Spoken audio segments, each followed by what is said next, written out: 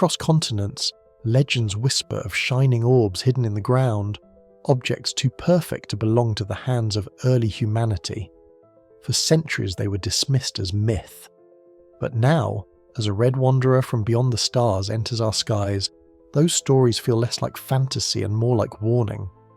Could Earth itself be seeded with silent devices, waiting for a signal?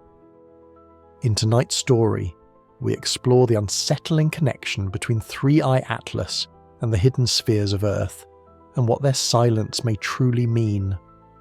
Like this video if the thought unsettles you, leave a comment with the theory that fascinates you most and subscribe, because there are many more mysteries still to explore. What if I told you that hidden beneath the ridges of Columbia lies a sphere that should not exist? Not a rock polished smooth by rivers, not a relic hammered by primitive tools, but a metallic orb that gleams with a perfection so flawless that even our best engineers today would struggle to replicate it. A shape so exact that mathematics seems to have sculpted it, not human hands. A presence so enduring that time itself appears to have passed around it, unable to touch it. The locals call it the Bugasphere, after the town of Bugar where it was first uncovered.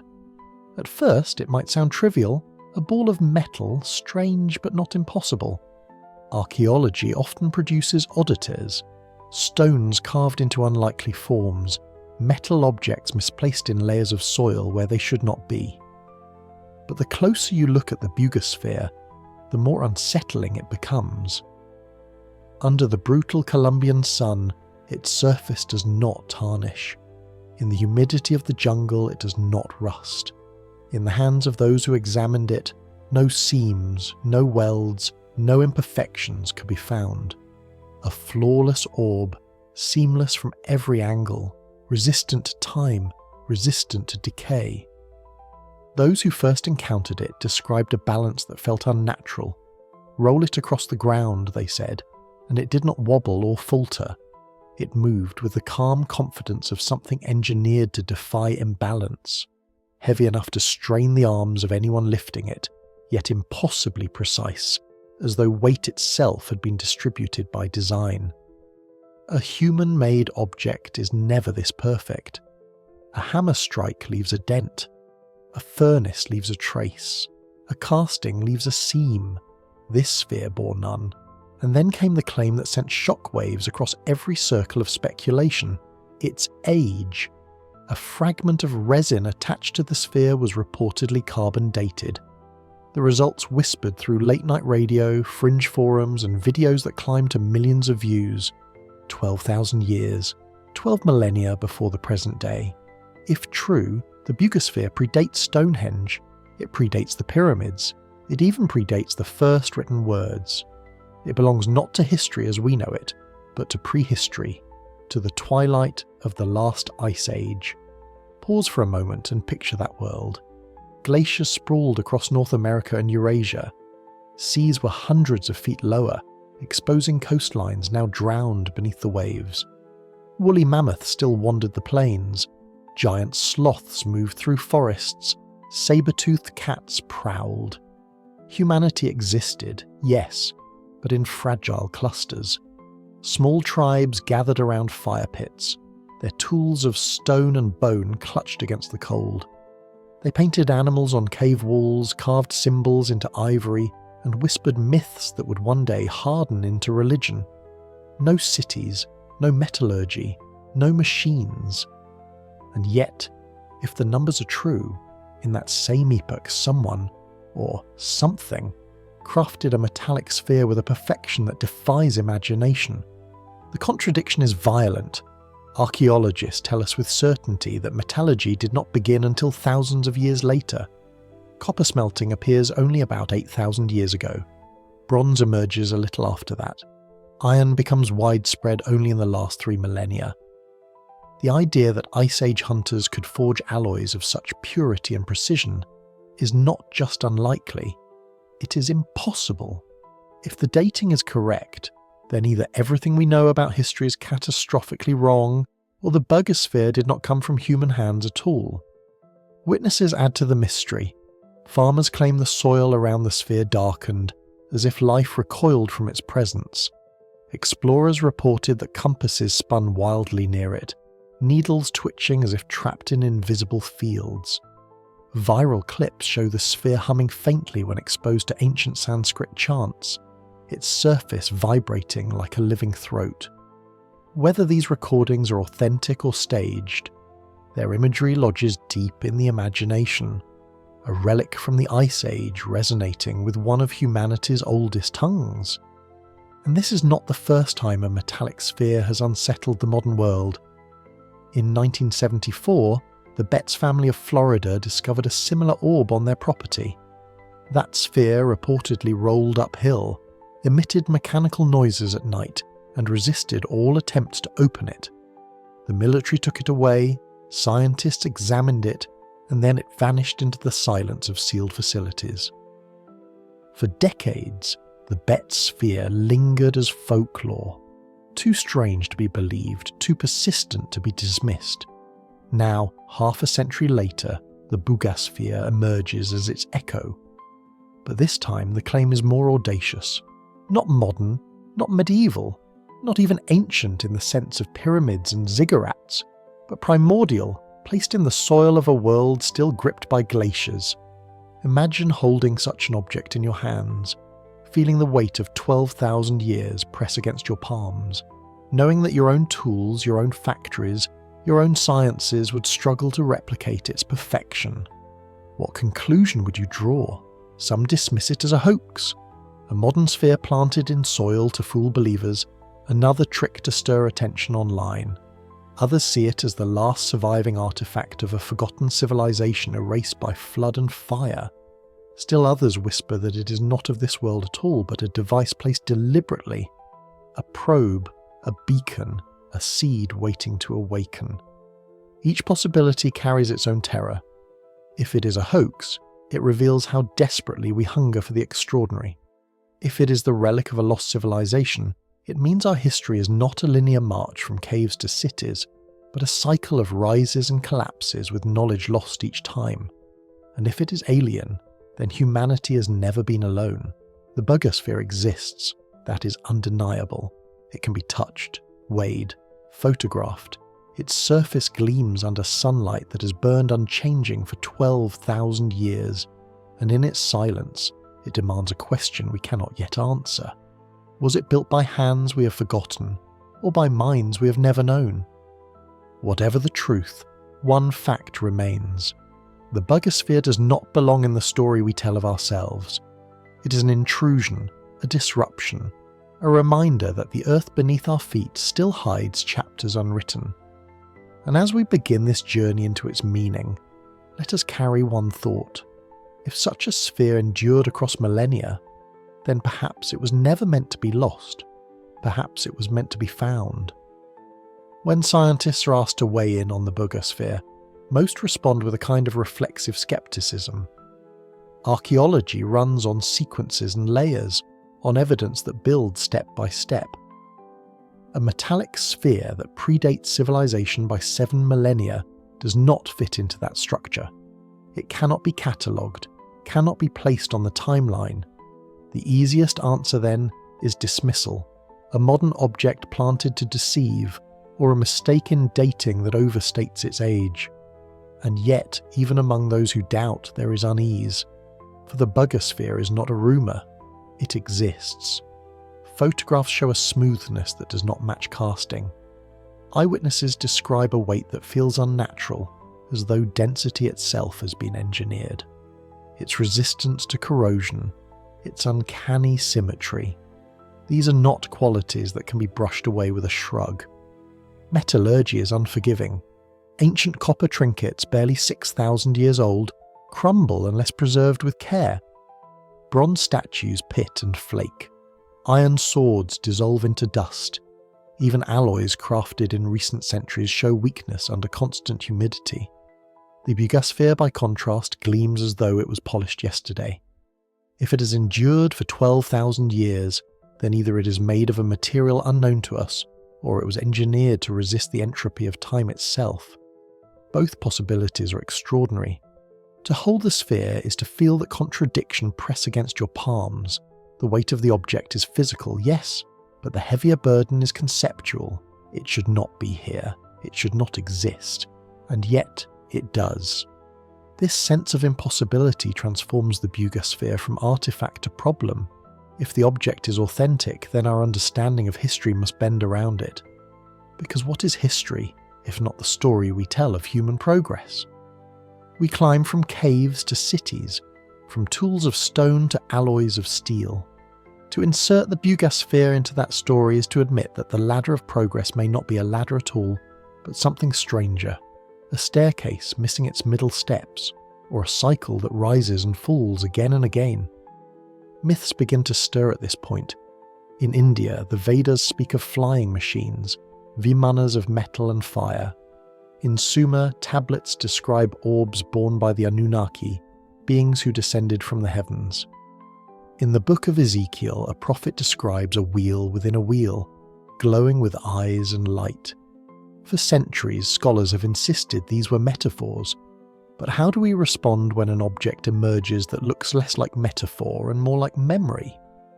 Some argue that the Bugasphere is exactly that, a memory made solid, a remnant of a time when others, whether human or not, left artifacts behind. To them, the sphere is a marker, a signature written in geometry, a message that requires no translation. To carve a face or inscribe a text risks being misunderstood, but a perfect sphere, that is universal. To any intelligent mind, anywhere, at any time, such perfection is not natural, it is deliberate. Consider what this means. If the Bugasphere is meant to be recognized as artificial, then perhaps it is also meant to be recognized as purposeful. Which leads to the darker question: purposeful for what? This is the line between curiosity and unease, because an artifact that survives for millennia is not merely an accident of preservation, it is an act of design, and design implies intent. The most charitable interpretation is that the sphere is a gift, knowledge preserved for when we were ready. Another possibility is that it is a test, a device waiting to activate under certain conditions. Still another, far less comforting, is that it is a tag, a beacon marking Earth, placed for reasons we cannot yet see.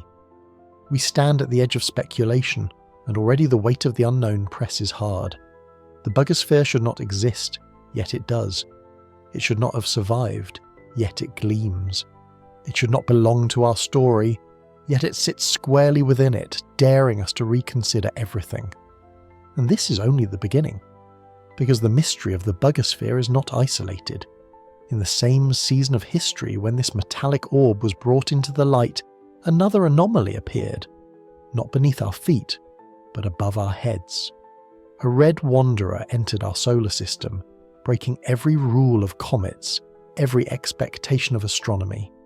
It was named 3I Atlas, the third interstellar visitor ever confirmed. The timing is too sharp to ignore. One artifact rises from the soil, another from the stars, one ancient and buried, the other ancient and wandering. Alone, each would be a marvel. Together, they suggest a pattern. If the Bugasphere is a receiver, then what is 3I Atlas? If one is silence, then what is the other? And if both were meant to align in the same moment, then the true question becomes the most unsettling of all. What happens when the two connect? When archaeologists study ancient objects, they rely on a rhythm of expectation. Tools appear in order, stone flakes sharpened to cut, copper beads hammered from native metal, bronze blades cast from smelting, iron swords forged in the fire. Each age leaves behind the debris of its discoveries, slag heaps from furnaces, crucibles scorched black with molten ore, fragments of casting moulds. Metallurgy is not subtle. It announces itself in smoke and residue, in workshops and waste. But the Bugasphere fits nowhere in this rhythm. It is a leap without a ladder. Imagine moving directly from chipping stone blades to manufacturing an aerospace-grade alloy, polished into a flawless orb. No furnaces, no moulds, no slag, no transition, just the finished product, as though history had skipped entire chapters. This is why so many resist the idea that the Bugasphere could be authentic. To accept it means rewriting not just one page of history, but the whole book. If Ice Age humans crafted such an object, then everything we know about the pace of discovery collapses. The neat sequence of Stone Age, Bronze Age, Iron Age disintegrates, leaving behind only a hole where certainty once stood. The impossibility does not end with metallurgy's absence, it deepens with the object's survival. Metals are fragile against time. Copper darkens and flakes. Bronze statues crumble in centuries unless shielded from the air. Iron blades dissolve to rust, often leaving nothing more than stains in the soil. Even modern alloys fail under humidity, temperature, and corrosion. Yet the Bugasphere shines as though polished yesterday. 12,000 years, and not a mark of entropy. Consider what that means. Either the sphere is made from a material not known to terrestrial science, or it was engineered specifically to resist the degradations of time. If the first, then we face the prospect of an alloy outside our chemistry, a blend of elements or microstructures not found in Earth's geology. If the second, then whoever built it designed it to endure millennia, to survive floods, fires, and ice ages.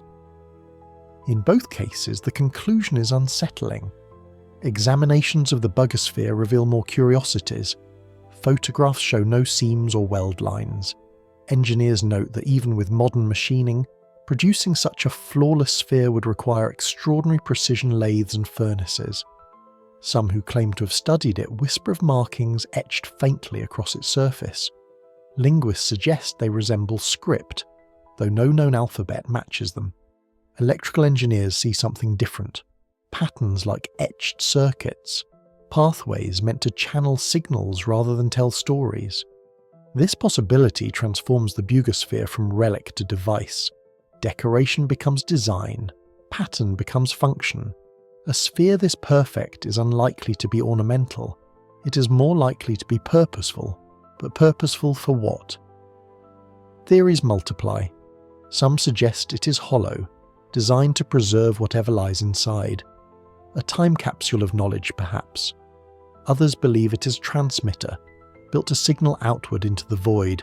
Still others see it as a receiver, tuned to awaken only when the right signal passes nearby. In each theory, the Bugasphere becomes not a passive artifact, but an active instrument. And an instrument implies intent. Let us pause on that word, intent, because intent separates chance from design. A smooth stone rolled by a river is natural.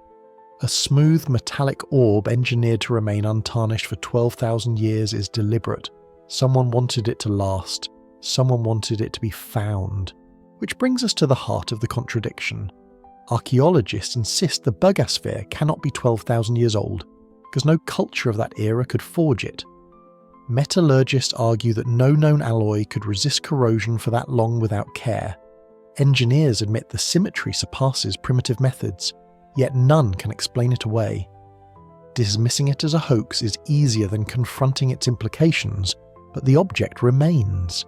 Heavy, tangible, present. This is where the Bugasphere begins to mock the limits of our categories.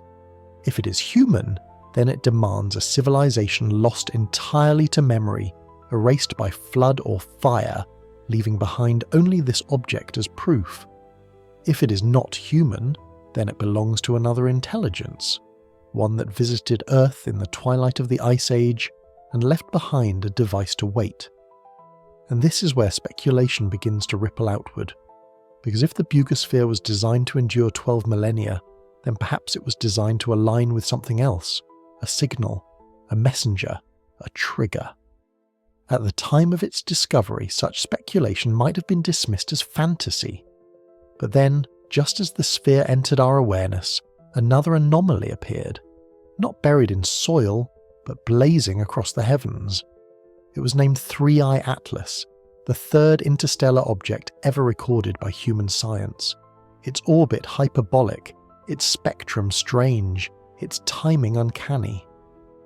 Alone, the Bugasphere is a puzzle. Alone, 3I Atlas is a marvel. Together they form a pattern too sharp to ignore. But before we step into the sky, we must sit longer with the metal in our hands. The Bugger defies every expectation of material science. It should not exist, yet it does.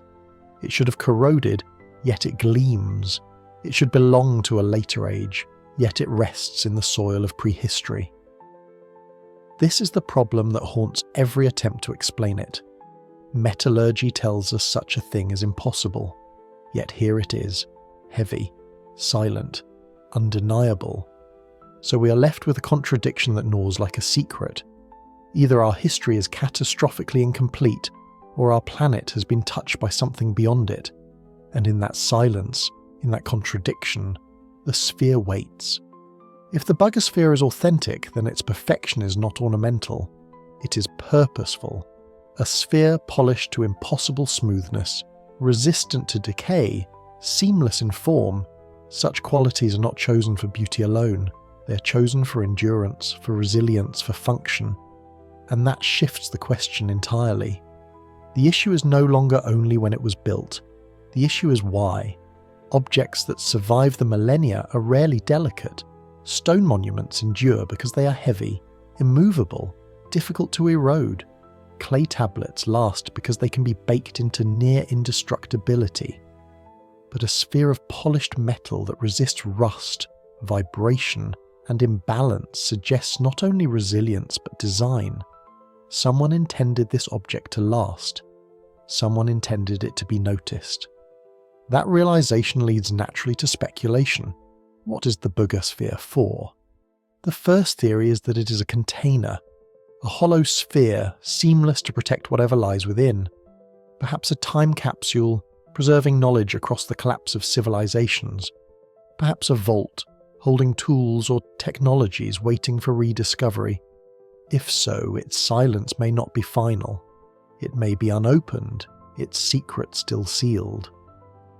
The second theory sees it as a transmitter. The strange reports of compasses spinning and radios crackling suggest electromagnetic activity. If true, then the Bugger might not be inert at all, but active, broadcasting signals we cannot yet decode. What would it be transmitting? A beacon to space? A record of Earth's activity? Or something far stranger? A call to a messenger designed to pass close by only after millennia had passed? The third theory is more chilling. The Bugger as a receiver, a device waiting not to send but to listen. In this view, the sphere is not reaching out but waiting for a signal carried across unimaginable distances, across unimaginable spans of time. It has endured in silence because the time was not yet right, and perhaps that time is now. Here is where myth and memory converge. Ancient cultures are filled with stories of orbs and spheres.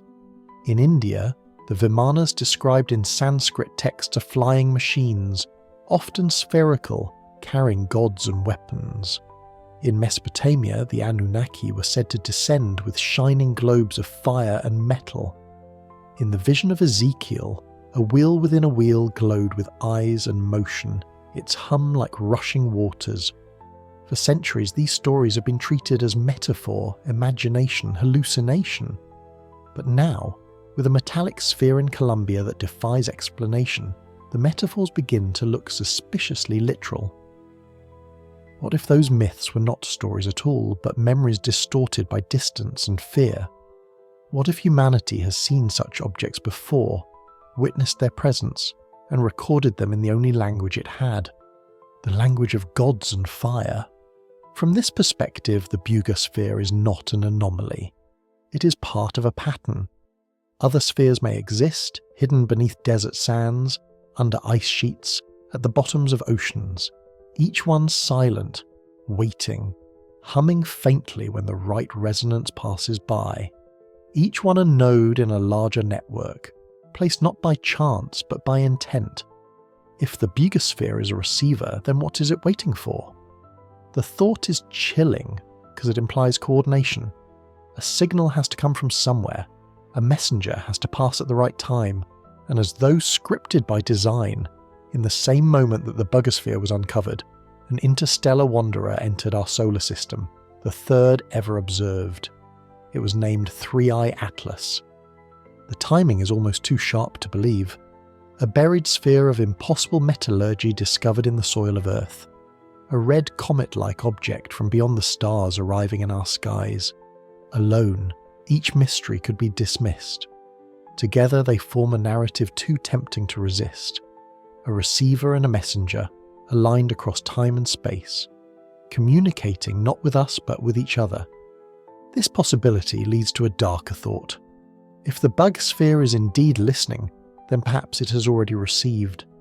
Perhaps the hums and vibrations reported are not random at all, but responses. Perhaps the device has been dormant for 12,000 years, and only now, as 3I Atlas approaches, has it begun to awaken. And if that is true, then humanity is not in control of this story. We are not participants in the dialogue, only bystanders. The sphere is not speaking to us. The comet is not visiting us. They are speaking to each other, and we are simply in the middle of the exchange. Consider the implications. If the bugosphere is a container, we may one day open it. If it is a transmitter, then someone already knows we exist. If it is a receiver, then the connection may already be active. Each possibility places humanity in a position of uncertainty, of vulnerability. And in that uncertainty, myths begin to sound less like fiction and more like warning. Perhaps the gods of old were not gods at all, but architects, engineers of cycles, builders of devices, designers of tests. Perhaps their silence was not abandonment, but patience. Perhaps the bugosphere is not an accident of discovery, but the latest step in an experiment that has been running since before history began. The sphere sits silent now, hidden from public view, guarded and debated. But silence is not absence. Silence is often the most deliberate design of all. Astronomy thrives on routine. Each night, survey telescopes sweep the heavens, scanning for the faint signatures of new comets and asteroids. Most of what they detect are ordinary wanderers, icy remnants of the solar system, fragments of rock bound to the sun by gravity. Their orbits are predictable, their behaviours familiar. They arrive, flare briefly as their ice vaporizes, and then fade into obscurity. But in July of 2025, one of those faint signatures refused to behave. Astronomers working with the ATLAS observatory in Chile noticed a red speck crossing their detectors. At first, nothing seemed remarkable. Just another comet candidate, one among thousands. But when its orbit was calculated, the pattern diverged from everything we know. Its path was not elliptical, not bound to the sun. Instead, it traced a hyperbolic curve, the unmistakable mark of an object not born in our solar system at all. It was designated 3I Atlas, the third interstellar visitor ever confirmed by human science. The first, Oumuamua, was detected in 2017, a shard-like object tumbling through space, accelerating in a way no one could explain. The second, Borisov, appeared in 2019, resembling a comet but carrying signatures that marked it as alien to our system. Now came the third. But unlike the others, 3I Atlas would linger long enough to be studied in depth. At first glance, its size seemed modest, perhaps a kilometre across, perhaps less. But its true strangeness lay not in its dimensions, but in its character. Observations revealed a spectrum dominated by carbon dioxide, with a water to CO2 ratio inverted from that of most comets we know. Its coma shimmered oddly in infrared, scattering light in patterns our models struggled to match.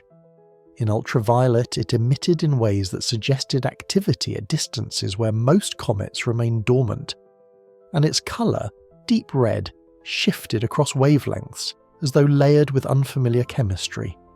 One anomaly might be explained away. Two could be stretched into theory. But 3, 4, 5 in combination?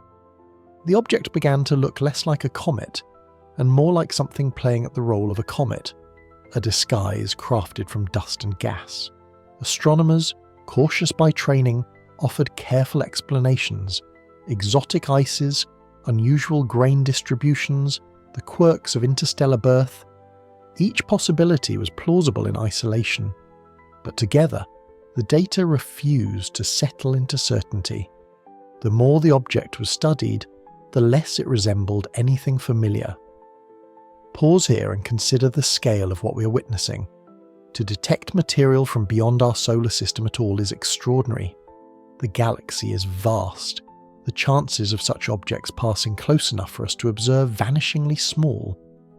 Yet in less than a decade we have seen 3, and this third 3-eye atlas arrives with anomalies piled upon anomalies, and at a moment when another impossibility, the Boogosphere, is drawing the world's attention from below. Coincidence, say the rational voices. The galaxy is full of debris, and archaeology is full of forgeries. But our minds are not built for coincidence. We are wired to see patterns, to connect the dots even when they may not align. And here, the pattern is irresistible. Consider it carefully. A metallic sphere, perhaps 12,000 years old, engineered to endure, discovered in the soil of Columbia. And almost simultaneously, an interstellar visitor enters our solar system, glowing red, breaking the rules of comets, its behaviour resisting explanation. One ancient and buried, the other ancient and wandering, one silent beneath our feet, the other blazing across the sky. The symmetry is almost poetic. 2 spheres, aligned not in space, but in time. This is the moment when speculation becomes unavoidable.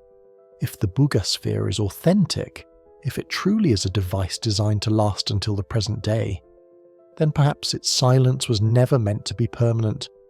Perhaps it was waiting for a trigger, a messenger, a partner. And perhaps 3-eye Atlas is that partner, its passage across our solar system not random but deliberate, timed to coincide with the moment of discovery. The possibility unsettles because it implies coordination. The Boogosphere would then be more than an artifact. It would be part of a network, a node designed to awaken when the sky delivered the proper signal. A receiver lying dormant for millennia, suddenly aware that its counterpart has arrived. We cannot yet prove such a link. Official statements frame 3-eye Atlas as simply unusual, not unique. Officials dismissed the Boogosphere as an exaggeration, a modern object misinterpreted.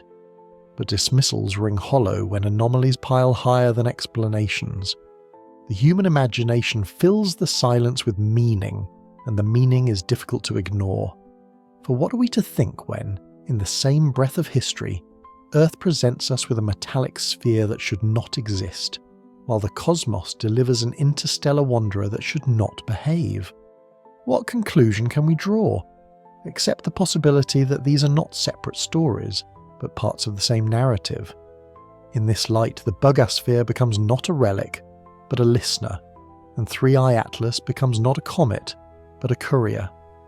The two together form the beginning of a dialogue, not a dialogue meant for us, but one taking place through us, above us, beneath us. In silence we're only just beginning to hear. Astronomy, for all its grandeur, is a discipline of patience. Comets return on schedules measured in centuries. Stars move so slowly that constellations seem frozen for 100 generations. Archaeology, too, is a science of slow revelations. Fragments of pottery, traces of tools, the faint record of cultures long past. Each field builds its story over time, layer by layer, fragment by fragment. And then, every so often, time itself seems to compress. 2 impossibilities emerge at once, forcing us to ask whether chance alone could have aligned them. That is the dilemma we face with the Boogosphere and 3-eye Atlas. The Boogosphere was unearthed not decades ago, not centuries ago, but in our own age, just as global attention turned toward interstellar visitors. A seamless metallic orb, perhaps 12,000 years old, resting in Colombian soil, and almost simultaneously in the skies above, a red wanderer from beyond the solar system, defying the behaviour of comets, carrying anomalies our models cannot contain. Rational voices call this overlap meaningless. Archaeology produces strange finds all the time, they argue. Astronomy surveys so much sky that sooner or later something odd is bound to appear. These are the voices of skepticism, and they serve an important role, but against them stands the undeniable fact of timing. The human mind is not built to ignore patterns, especially when the patterns arrive like this: sharp, poetic, undeniable. Imagine if the Bugasphere had been discovered in 1825 instead of 2025. It would have been dismissed as a curiosity, an iron sphere mistaken for something older, forgotten in dusty reports. Imagine if 3i Atlas had passed in the year 1400, when the only eyes on the sky were those of shepherds and priests. It would have been just another omen, another sign recorded in myth. Alone, each would have vanished into obscurity. But together, in the same moment of history, they refuse dismissal. A buried artifact and an interstellar wanderer surfacing as if on cue. The odds feel scripted, as though some hand we cannot see set the stage long before we were born. This is why speculation blooms. What if the two are not separate? What if the Bugasphere is not simply an artifact but a device? What if it was designed to wait until a signal arrived? A signal carried by a traveller from beyond? And what if 3i Atlas is that traveller? Its presence the trigger for the sphere's awakening? Such speculation would once have been confined to fringe books and late-night radio. But the data itself lends fuel. The Bugasphere resists corrosion, resists explanation, resists categorization. 3i Atlas resists models, resists comparison, resists classification.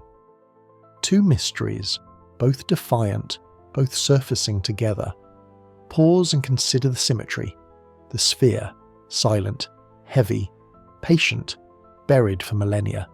The wanderer, luminous, fast, ancient, arriving from the deep. One below, one above, one inward, one outward. The juxtaposition is too sharp to ignore. And then comes the deeper unease. If this is design, not coincidence, then the timeline is not ours. It belongs to whoever, or whatever, orchestrated the alignment. That means intent. That means intelligence. That means we're not simply discovering objects. We are stepping into a script already written. Critics argue that humans are prone to apophenia, the tendency to see meaning in random events. But sometimes meaning insists upon itself. Consider how small the odds are that humanity, in just a few centuries of technological capacity, would detect not one, not two, but 3 interstellar visitors, with 3i Atlas arriving exactly when an impossible artifact emerges from the soil. In a universe of chance, perhaps such things can happen. But in a universe of design, they feel inevitable. It is here that imagination begins to run ahead of data. If the Bugasphere is a receiver, then 3i Atlas is the messenger. If the sphere has waited 12,000 years, then perhaps it was timed for this very moment, this very pass of this very object. The cycle becomes clear. Plant the device, let millennia pass, then deliver the signal. And if that is true, then humanity is not the author of this story at all. We are the bystanders. The dialogue is not for us, but through us. Two impossibilities communicating across time and space. While we watch, unable to understand, yet unable to look away. This is why the overlap feels scripted. Not because we can prove it, but because it bends history into a shape too deliberate to dismiss. The Bugasphere is not merely a relic. 3i Atlas is not merely a comet. Together they form a circuit, a pattern, a dialogue waiting to unfold. So the question sharpens into a blade. What happens when the sky speaks and the earth answers? The idea that civilizations might communicate across time and distance with silent machines is not new. In 1960, a scientist named Ronald Bracewell proposed a startling possibility. Instead of transmitting radio signals into the void and hoping they're heard, advanced civilizations could send autonomous probes to promising star systems. These probes would wait patiently, monitoring planets until intelligence arose. When the time was right, they would activate, transmitting messages or instructions. Unlike radio, these probes would not fade with time, they would endure. They would be there when needed. For decades, the Bracewell probe remained a thought experiment, more philosophy than science. Yet when we look at the Buggosphere, its strange endurance begins to resemble just such an idea. A metallic orb, seamless, corrosion-resistant, buried in soil for perhaps 12,000 years. Too perfect to be natural, too resilient to be chance. If it is not a relic of forgotten humans, then perhaps it is a device, a probe, a silent listener, and then, above us, 3I Atlas enters the solar system. An object older than Earth itself, its chemistry alien, its behaviour strange, its timing uncanny. A messenger disguised as a comet, wandering for billions of years, arriving just as the Buggosphere is uncovered. The parallel is difficult to ignore. One below, one above, one buried, one wandering, one receiver, one messenger. This scenario is as simple as it is unsettling. The Buggosphere is not random. It was placed. It has waited, silent, for millennia. 3I Atlas is not random. It was timed, whether by intent or by coincidence, to arrive when the receiver was found. Together they form a system, a dialogue unfolding across space and time. Reports from Columbia feed the fire. Farmers whisper that radios crackle at night with static that pulses like a heartbeat. Explorers claim their compasses twitch in rhythm when brought close to the sphere. Viral clips circulate of the Buggosphere humming faintly when exposed to certain frequencies, as though resonating with something distant. None of these claims can be verified, yet none can be erased. The imagery of a dormant object beginning to stir is too powerful. Now place these stories alongside observations of 3I Atlas. Astronomers record strange polarizations of light, scattering patterns that defy explanation, emissions in ultraviolet that pulse faintly, too regular to dismiss entirely as random.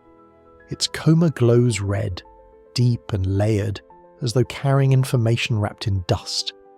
Again, scientists offer explanations: exotic ice, unusual chemistry, quirks of interstellar origin.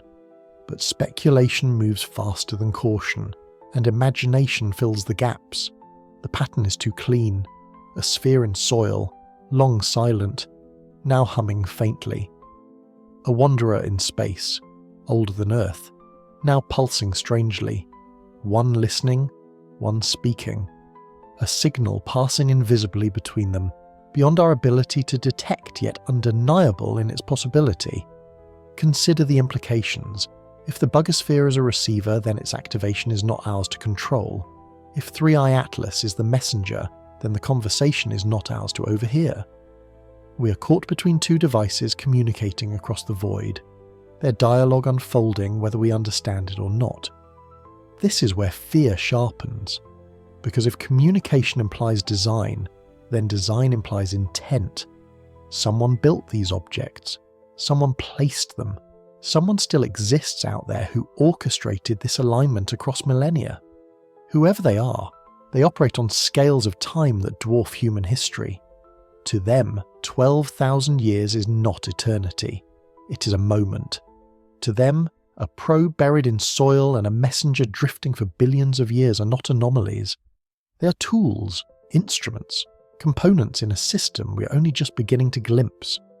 The most generous interpretation is that the architects, whoever they are, want to guide us, that they planted devices like the Buggosphere to monitor progress, to measure when we were ready, to prepare us for contact.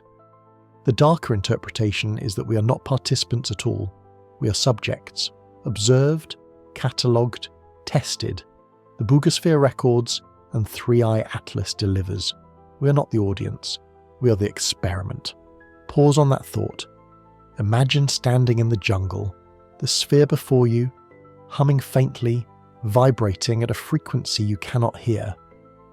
Above you, in the night sky, a red wanderer brightens, its glow pulsing faintly in rhythm. You cannot decode the signals. You cannot stop them. You cannot even be sure they exist. But you feel, with the marrow of your bones, that something is happening beyond you. A conversation not meant for human ears, but unfolding nonetheless. This is the unsettling beauty of the receiver and messenger theory. It transforms coincidence into orchestration. It transforms artifacts into instruments. It transforms history into cycle. And once the idea takes root, it cannot be unthought.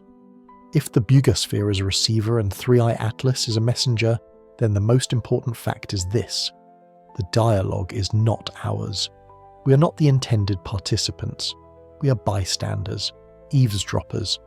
The conversation flows above our heads and beneath our feet, carried in signals we cannot interpret, in pulses we cannot decode. That thought alone reshapes everything.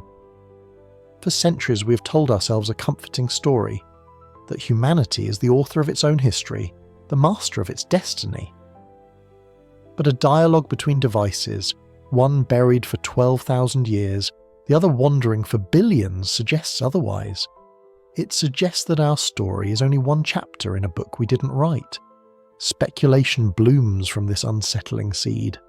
Perhaps the Bugosphere has been recording, gathering data on the rise of agriculture, the building of cities, the invention of machines, the flicker of nuclear fire.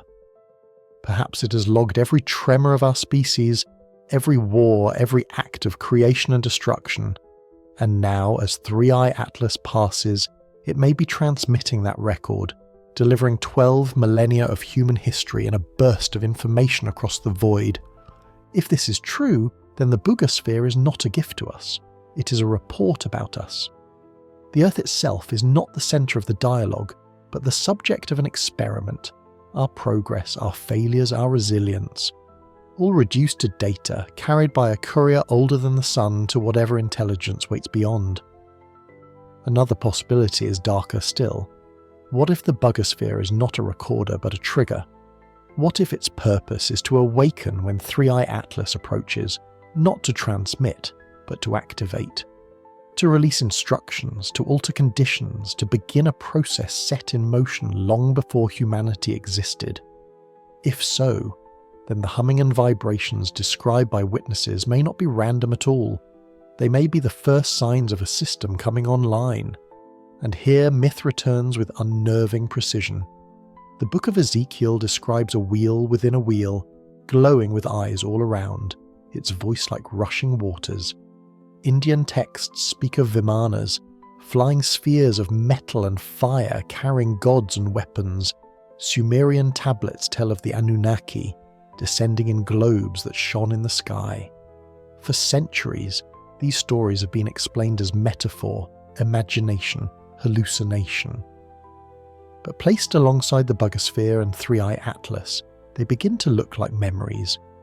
Perhaps our ancestors witnessed such cycles before. Messengers in the sky, spheres in the earth, events they could not explain but tried to record in the only language they had.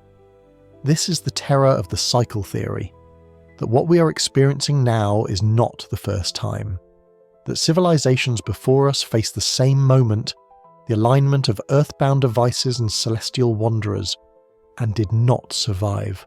The floods of Noah, the fires of Ragnarok, the fall of Atlantis, not myths but memories of resets. Warnings carved into culture, distorted over time but carrying the same message: the cycle returns. And if it has returned now, then what is its purpose? Three possibilities dominate the imagination. The first is the gardener. In this view, the architects, whoever placed these devices, are nurturing civilizations, monitoring their growth, pruning when necessary, guiding when possible. The Bugosphere is the soil sensor, the device that measures our progress. Three-Eye Atlas is the inspector, the courier that checks in. We are plants in a cosmic garden, tended by unseen hands. The second is the predator. Hunters do not reveal themselves. They wait in silence, watching, tracking. The Bugosphere could be a tag, a beacon marking Earth for later harvest. Three-Eye Atlas could be the check-in, the moment when the hunter confirms that the quarry has ripened. If so, then our myths of sacrifice and judgment take on new, chilling meaning. The third is the experimenter. Here we are not crops or prey, but subjects. The Bugosphere is the instrument measuring us. 3i Atlas is the trigger resetting the test. Civilizations rise, collapse, rise again. Each iteration recorded, each outcome catalogued. Myths of destruction are then not warnings, but case studies. The Younger Dryas freeze, the floods remembered across continents, the sudden vanishings of cultures, each one a data point, each one part of the experiment. None of these interpretations offer comfort. All of them imply that we are not in control. All suggest that silence is not absence, but strategy. And silence grows heavier each day. Governments issue denials. Astronomers speak carefully, their words wrapped in caution. Archaeologists dismiss the Bugosphere as a modern plant. Yet the denials feel thin, stretched. Too many anomalies remain. Too much silence surrounds them. Consider what this means for us. If we are not the audience of this dialogue, then what are we? Perhaps nothing more than noise in the background, irrelevant to the true conversation. Or perhaps we are the very subject of it, catalogued and judged without our consent. Either way, the message is the same. The story unfolding between the Bugosphere and 3i Atlas does not belong to us. And yet, we cannot turn away. Because even as bystanders, we feel the gravity of the moment. We know, deep down, that when the sky speaks and the earth answers, the world will never be the same. To understand the Bugosphere, we must step backward, not centuries, not millennia, but more than 12,000 years, to the twilight of the last ice age. The world then was a place both alien and familiar. Glaciers still blanketed vast continents, seas were hundreds of feet lower than today, and coastlines now drowned beneath waves stretched far into what we call the continental shelf. Humanity lived in scattered tribes. Fire was our shield against the cold, stone tools our only technology. And then, abruptly, the world changed. Around 10,800 BCE, a sudden cooling gripped the planet. Temperatures plunged, megafauna vanished, ecosystems collapsed. What had been a steady warming after the Ice Age ended was violently interrupted. This period is known to geologists as the Younger Dryas. For nearly 1,200 years, Earth froze again before finally thawing. The cause remains debated. Some argue for a collapse in ocean currents, others point to massive volcanic activity. Yet a growing body of evidence suggests something more dramatic, an impact event. Across North America and Europe, soil layers from that period are laced with nanodiamonds, microspherules of melted rock, and traces of platinum, signatures consistent with a cosmic strike. Firestorms swept across continents. Ice sheets shattered. Meltwater poured into oceans, raising sea levels and flooding coastlines. To those who lived through it, it would have felt like the end of the world. And perhaps, for their civilizations, whatever fragile forms existed then, it was. Cultures across the globe remember this epoch not as geology but as myth. In Mesopotamia, scribes told of Utnapishtim, saved from a flood sent by the gods. The Hebrews remembered Noah, building an ark against rising waters. The Greeks told of Deucalion and Pyrrha, casting stones to repopulate a drowned world. In India, Manu was warned of deluge by a great fish. In Central America, stories spoke of suns destroyed and reborn, each age ended by catastrophe. Different names, different details, but the same pattern: water rising, fire falling, humanity nearly erased. Now picture the Bugosphere in this setting, a sphere of seamless alloy, resistant to rust and time, engineered with precision no tribe of hunters could achieve. Was it buried deliberately in that epoch, placed to endure the floods and firestorms? Was it meant to survive when everything else was swept away? If so, then the Bugosphere is not simply an artifact, it is a survivor. This perspective changes the narrative. The Bugosphere does not mark an impossible beginning of metallurgy in the Stone Age. It marks the continuation of something older, erased by the Younger Dryas. It is a remnant, a fragment left behind when civilizations, whether human or otherwise, collapsed under catastrophe. Archaeology, cautious by necessity, resists this conclusion. But the evidence of forgotten sophistication lingers. The site of Göbekli Tepe in Turkey, dated to roughly the same epoch, is a temple complex older than Stonehenge by 6,000 years. Carved pillars covered in animal relief stand in circles aligned with the heavens. No precursor culture explains it. It appears fully formed, as if knowledge arrived overnight. Scholars puzzle over how hunter-gatherers could have erected such monuments. But if humanity was already recovering from collapse, then Göbekli Tepe may be less an origin than a remnant. In this context, the Bugosphere becomes not an anomaly, but part of a pattern, a shard of a story much larger than we admit. Pause here. Consider what it would mean if the Bugosphere truly is 12,000 years old. It survived an extinction-level climate event. It survived the drowning of coastlines where early settlements might have thrived. It survived the fires, the floods, the silence. Its very existence implies intent. Someone wanted it to last beyond the end of worlds, and now, after 12 millennia of silence, it emerges into our awareness at the same moment Three-Eye Atlas enters our skies. A buried sphere from the last cycle, and a wandering messenger from the depths of space, aligned as though to remind us. The cycle may be repeating. The Younger Dryas was not the end of humanity, but it was an ending, a sharp break, a reset. Civilizations may have risen before, only to be drowned and forgotten, their stories fossilized as myth. If that is true, then the Bugosphere is not merely an object, it is a clue, a signpost left for us by those who endured before. And if we are living at the beginning of another cycle, then perhaps it was meant to be found now. Its silence may not be empty, it may be waiting. Across the world, human cultures preserve stories of worlds ending and beginning again.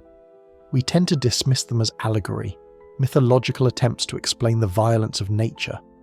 But when the same motifs repeat across continents and centuries, the dismissal begins to feel hollow. The Hopi people of North America speak of multiple worlds that rose and fell. We live in the current one, but earlier worlds were destroyed by fire, by flood, by chaos, before renewal began. The Aztecs told of suns, great ages, each ruled by a god, each brought to ruin by cataclysm. We live, they said, beneath the fifth sun, and like the ones before it, it too will end. In Norse mythology, Ragnarok is both a prophecy and a memory. Gods dying in battle, flames consuming the earth, seas rising to wash away what remains. Afterward the world is reborn, green and new, until the cycle begins again. Do these sound like stories? Or do they sound like distorted memories? Recollections of events so traumatic that they were passed down as warnings, encoded in religion and legend? Geology lends weight to this suspicion. Black layers of soil, rich with soot and platinum, appear across continents at the boundary of the Younger Dryas. These are the fingerprints of catastrophe, wildfires sweeping entire regions, cosmic debris raining from the sky.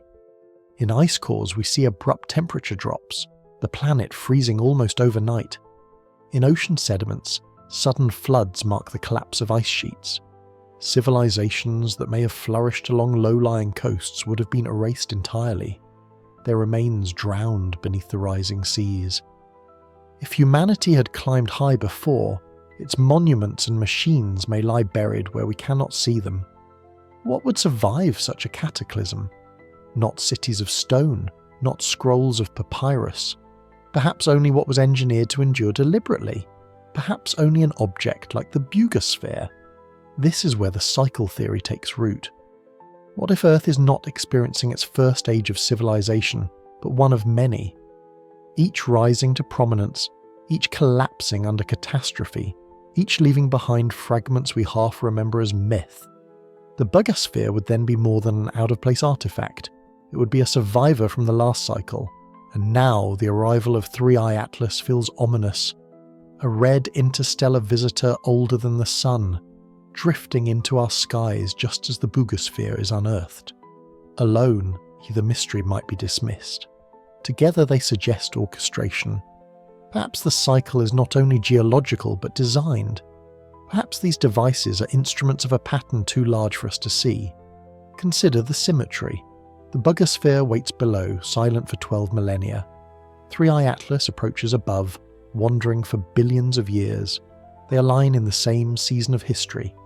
The image is almost ceremonial, a stage set for renewal or for reset. If so, then humanity's myths may be more literal than we want to admit. Atlantis, described by Plato as a civilization destroyed in a single day and night of disaster, could have been one of these erased worlds. Göbekli Tepe, rising suddenly with no cultural precursor, could be the remnant of survivors. The first time of Egyptian legend, Zep Tepi, when gods ruled before humans, could be the distorted memory of earlier architects, leaving behind monuments to guide those who came after. Each culture sings the same refrain. Destruction is not random but cyclical. Renewal follows, but always at a cost. And if the Bugosphere is a receiver, then perhaps it was designed to mark the turning of the cycle. Perhaps 3i Atlas carries the signal that begins it again. What kind of signal could it be? We imagine words, images, radio pulses.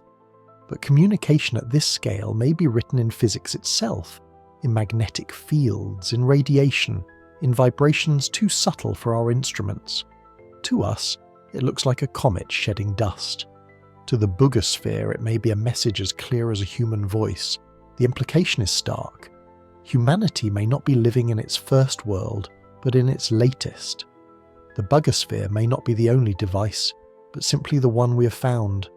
And 3i Atlas may not be wandering aimlessly, but following a course long intended, returning again and again to awaken what lies buried. This possibility unsettles because it strips us of control. If the cycle is designed, then we are not authors of our fate. We are participants in a process that began before we walked upright, before our species even existed. We are inheritors of a test that has claimed civilizations before us. So the question becomes, are we meant to survive this time, or are we meant to fall, our memory preserved only as myth for those who come after? This is the tension of the Bugosphere and 3i Atlas. Alone, they are anomalies. Together they are instruments of a pattern, hints of a cycle that may be repeating even now. Their silence is not comforting, it is ominous. Because silence implies waiting, and waiting implies intent. The cycle theory reminds us of something humbling. Our world is not permanent. Our civilizations are not eternal. We are fragile participants in a pattern older than history. The Bugosphere is proof that something survived the last cycle. 3i Atlas may be proof that the next has already begun. The Bugosphere is too perfect to be dismissed as an accident. Its symmetry defies the crude tools of the Ice Age. Its resilience against corrosion mocks the slow entropy that consumes every other artifact. Its seamless surface suggests engineering that even modern industry would struggle to reproduce. If it is not a hoax, if it is real, then it must have been built with intent, and intent demands a builder. The first possibility is the most human, a lost civilization. Perhaps there was an advanced culture in the twilight of the Ice Age, erased by the Younger Dryas catastrophe. Survivors might have carried fragments of knowledge into the Neolithic world, leaving behind hints like Göbekli Tepe, where monumental architecture appeared fully formed without precursors. If so, then the Bugosphere could be the last remnant of their achievements, a technological jewel smuggled across the flood, preserved to outlast their ruins. This is a tempting theory, because it preserves the notion that humanity remains the sole author of its story. But it also demands that we rewrite the timeline completely. To build the Bugosphere, such a culture would need metallurgy centuries ahead of the Bronze Age, techniques rivaling modern aerospace machining, and knowledge of alloys engineered for endurance. If they existed, why is the Bugosphere the only artifact of such perfection? Why do we not see their cities buried beneath silt, their machines resting in caves, their tools scattered in ruins? Unless, of course, they were erased so completely that almost nothing remained. The second possibility stretches further. The Bugosphere is not human at all. It was placed deliberately by an intelligence from elsewhere, seeded in the soil as a probe, a marker, or a device of purpose we cannot yet imagine. And Three-Eye Atlas, wandering through the galaxy for billions of years, may be the counterpart, the courier returning to check on what was planted. To entertain this possibility, we must think in scales beyond our own. In 1964, the astronomer Nikolai Kardashev proposed a way of measuring civilizations not by their culture or technology, but by their energy use. A Type 1 civilization can harness the power of its planet. A Type 2 civilization can harness the power of its star. A Type 3 civilization can harness the power of its entire galaxy. On this scale, humanity barely registers, perhaps 0.7 not yet even fully planetary. But the Bugosphere and Three-Eye Atlas suggest an architect capable of engineering across thousands of years and billions of kilometers. To bury a device in the soil of a young species and send a messenger drifting through interstellar space, time to arrive at the same epoch, implies patience and power that dwarf us. Whoever orchestrated this does not think in centuries, they think in ages. Such beings would appear to us as gods, and perhaps that is exactly how our ancestors remembered them. The shining spheres of the Anunnaki, the Vimanas of the Vedas, the wheels of Ezekiel, each could be distorted glimpses of the same presence. Not gods, but architects. Not myth, but memory. The geometry of the sphere itself feels deliberate. A sphere is the most stable shape in nature, the most efficient container, the symbol of eternity. To leave a perfect orb is to leave a universal signature, one no intelligent species could mistake for chance. Even without language, without context, the message is clear. This is not natural. This was built. And then there is the silence. Whoever placed the Bugosphere did not announce themselves. Whoever sent Three-Eye Atlas did not broadcast its purpose. The devices wait, patient, enduring, carrying their dialogue in signals we cannot hear. To us it feels like absence, but to them it may be design. Consider the implications. If the Bugosphere was placed 12,000 years ago, then its builders are not only advanced, they are patient beyond measure. Entire civilizations have risen and fallen since it was buried. Empires have grown, fought, collapsed. Languages have bloomed and died. And through it all, the Bugosphere endured, silent, waiting. Its silence may not be emptiness. It may be orchestration, the deliberate choice of a civilization that speaks only when the time is right. This is what makes the question of the architects so unsettling. Whoever they are not gone. The dialogue between the Bugosphere and Three-Eye Atlas suggests continuity. The builders still exist somewhere in the dark, still watching, still patient. And if they are patient, then their motives matter more than their presence. What do they want? Are we a project, a crop, a test, a curiosity? To know that they exist is extraordinary. To not know their purpose is terrifying, because intent cuts both ways. A gardener may plant seeds to cultivate life. A predator may plant bait to lure prey. An experimenter may plant instruments to observe and reset. The Bugosphere and Three-Eye Atlas could fit any of these roles, and we have no way of knowing which. But one truth shines through the silence. They were built. And if they were built, then the architects, whoever they are, have already touched our world. If the artifact in the Colombian soil and Three-Eye Atlas in the sky are connected, then the more pressing question is not how they exist. It is why they exist. Because intent transforms anomalies into messages. A seamless orb enduring for 12,000 years, and a comet-like wanderer timed to appear alongside it, are not accidents. They are choices, and choices reveal motive. The first and most hopeful possibility is that their makers are gardeners. Civilizations across the galaxy might be seeds scattered into fertile environments, each left to grow under the light of its star. The orb in the ground would then serve as a soil sensor, tracking the rise of agriculture, the spread of cities, the glow of artificial lights along the continents. Three-Eye Atlas would be the inspector, drifting past to collect the harvest of data. In this vision, humanity is a crop, nurtured, guided, perhaps even protected. But gardens are not always gentle places. A gardener prunes what grows too wildly, uproots what threatens the balance, culls what fails to thrive. If the ancient device has been monitoring us, then perhaps it is not only recording progress but judging fitness. In that light, the interstellar visitor is not here to congratulate but to decide. The second possibility is far darker. The architects are predators. Hunters do not reveal themselves to prey. They stalk in silence until the moment is right. The buried orb could be a tag, a beacon marking Earth as quarry. Three-Eye Atlas would then be the check-in, the signal confirming that the herd has ripened. Our rise to planetary dominance, our network of radio transmissions, our burst into space, all of these might be signals that the prey is ready. Silence in this case is not patience, it is concealment. Ancient stories take on a chilling resonance here. The Aztecs spoke of gods who demanded sacrifice to keep the sun alive. The Sumerians wrote of visitors from the heavens who came for resources. In these tales, the divine did not nurture humanity but used it. Sacrifice, labour, tribute, the language of predation cloaked in religion. If those myths are cultural memories of earlier encounters, then perhaps the hunters have always returned. The third possibility is colder still. The architects are experimenters.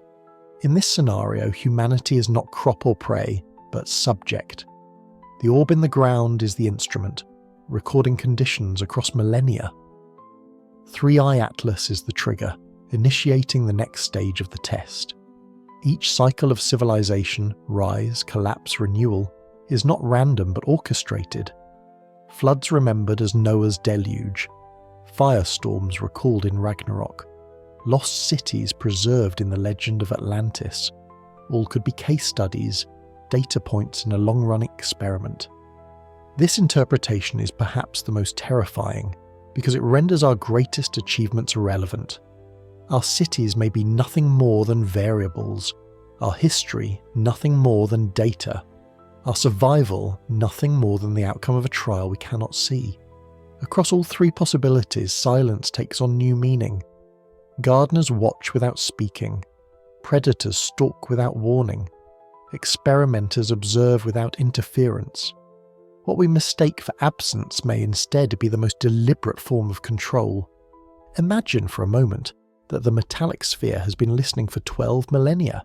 Every fire lit in the darkness, every burst of radio into space, every war, every invention, every catastrophe, all recorded, stored, preserved. Now imagine Three-Eye Atlas drifting past, carrying that record away like a courier. To its makers, 12,000 years might be no more than the length of a single experiment. This thought strips us of comfort. It suggests we are not the central actors in our own story, but pieces in a design. Perhaps we are a crop being cultivated, perhaps prey being tracked, perhaps subjects being tested. Each scenario places humanity in the role of object, not author. And the most disturbing part is this: we cannot know which interpretation is true, not yet. We cannot tell whether the silent watchers are benevolent, indifferent, or hostile. We can only observe the timing, the anomalies, the silence, and wonder. If they are gardeners, then perhaps we are being nurtured toward contact, toward inclusion in something larger. If they are predators, then our survival is already in doubt. If they are experimenters, then our fate may be sealed in conditions we cannot perceive. What unites all of these visions is the same truth. We are not alone, and we are not in control. The orb beneath the soil does not speak. The red wanderer in the sky does not explain itself. Together they hold their silence, a silence that feels deliberate, and that silence may be the loudest message of all. Every countdown carries with it a sense of inevitability. A rocket on the pad, a clock on the wall, the slow alignment of celestial mechanics that no human hand can alter. So it is with the interstellar visitor we call Three-Eye Atlas. Its trajectory is mathematics, its approach inexorable. As it draws closer to the sun, it grows brighter, its coma swelling into a red haze that stains the sky. Telescopes record the data with precision, yet the more they observe, the stranger it becomes. Polarization curves sharpen into patterns that resist explanation. Emissions flicker faintly, almost rhythmically across ultraviolet spectra. The coma itself behaves like layered veils, shifting in ways ordinary comets do not. Each anomaly alone might be dismissed. Together they form a picture that unsettles even the cautious. And then there are the whispers from the ground. In Columbia, near the guarded site where the metallic orb rests, stories leak like water through stone. Soldiers speak of vibrations strong enough to rattle equipment. Locals claim lights flicker in their homes at night, synchronized with faint pulses. Farmers report animals refusing to graze near the site, as though repelled by something inaudible. Some insist that radios crackle with bursts of static timed to the glow of 3i Atlas above. None of this can be proven, yet none of it fades. The rumours spread across forums, social media, whispered phone calls. Videos appear, shaky, grainy, perhaps staged, perhaps not, of the orb humming in dark rooms, its surface trembling as if alive. Scientists who might explain remain silent. Governments release nothing beyond the barest statements. Unusual but natural. Denials that feel thinner each day. The public, left in the vacuum of silence, fills it with imagination. Some turn to awe. To them, the convergence of sky and soil is a sign of contact, the long-awaited proof that we are not alone. They watch the red glow of 3i Atlas with reverence, convinced it carries messages meant to guide us. New faiths bloom overnight, their prophets preaching that the orb is an ark, the comet a herald, the cycle of myth returning in our own time. Others respond with fear. To them, the timing is judgment. The device in the ground is not a gift but a trap. The interstellar wanderer is not a messenger but a weapon. They speak of floods and fire, of the world ending as it has before, of civilizations erased and memories fossilized into myth. Prepper communities surge. Supplies vanish from store shelves. Online countdowns spread. Not scientific charts, but apocalyptic calendars. Science itself fractures under the weight. Some astronomers insist that 3i Atlas is merely unusual, not unique. An exotic comet with properties that stretch our models, but do not break them. Archaeologists double down on the claim that the sphere is a modern hoax, a planted object misdated by contaminated samples. Yet others, less vocal but increasingly restless, admit the anomalies do not fit. They confess that the timing feels scripted.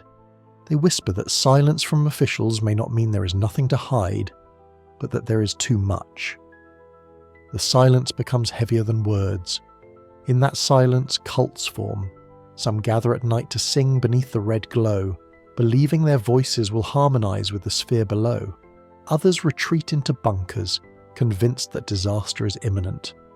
A few radicals attempt to reach the guarded site in Columbia, only to be turned away by fences and rifles. The confrontation between belief and secrecy grows sharper with each passing day. And through it all, 3i Atlas brightens. Its glow stains the night sky, faint but undeniable, like a second star wandering across constellations. Astronomers track its path toward perihelion, calculating the day it will pass closest to the sun. That date becomes the center of everything, the moment when signals may peak, when the sphere may awaken fully, when whatever dialogue is unfolding between sky and soil reaches its crescendo. Imagine the unease of living through such a countdown. Each night the glow grows brighter, each day rumours grow wilder. In Columbia, the device beneath tarps hums faintly. Across the globe, telescopes capture emissions that pulse like coded signals. The two anomalies mirror each other, one buried, one wandering, aligned in time as though rehearsed, and still, silence from the officials, The convergence is not only astronomical, it is human. Families divide over what to believe. Communities fracture into awe, fear, and denial. Some prepare for contact, others for apocalypse, others for nothing at all. And beneath all of it lies the same tension. We cannot know. We cannot prove. We can only wait as the countdown ticks toward its moment.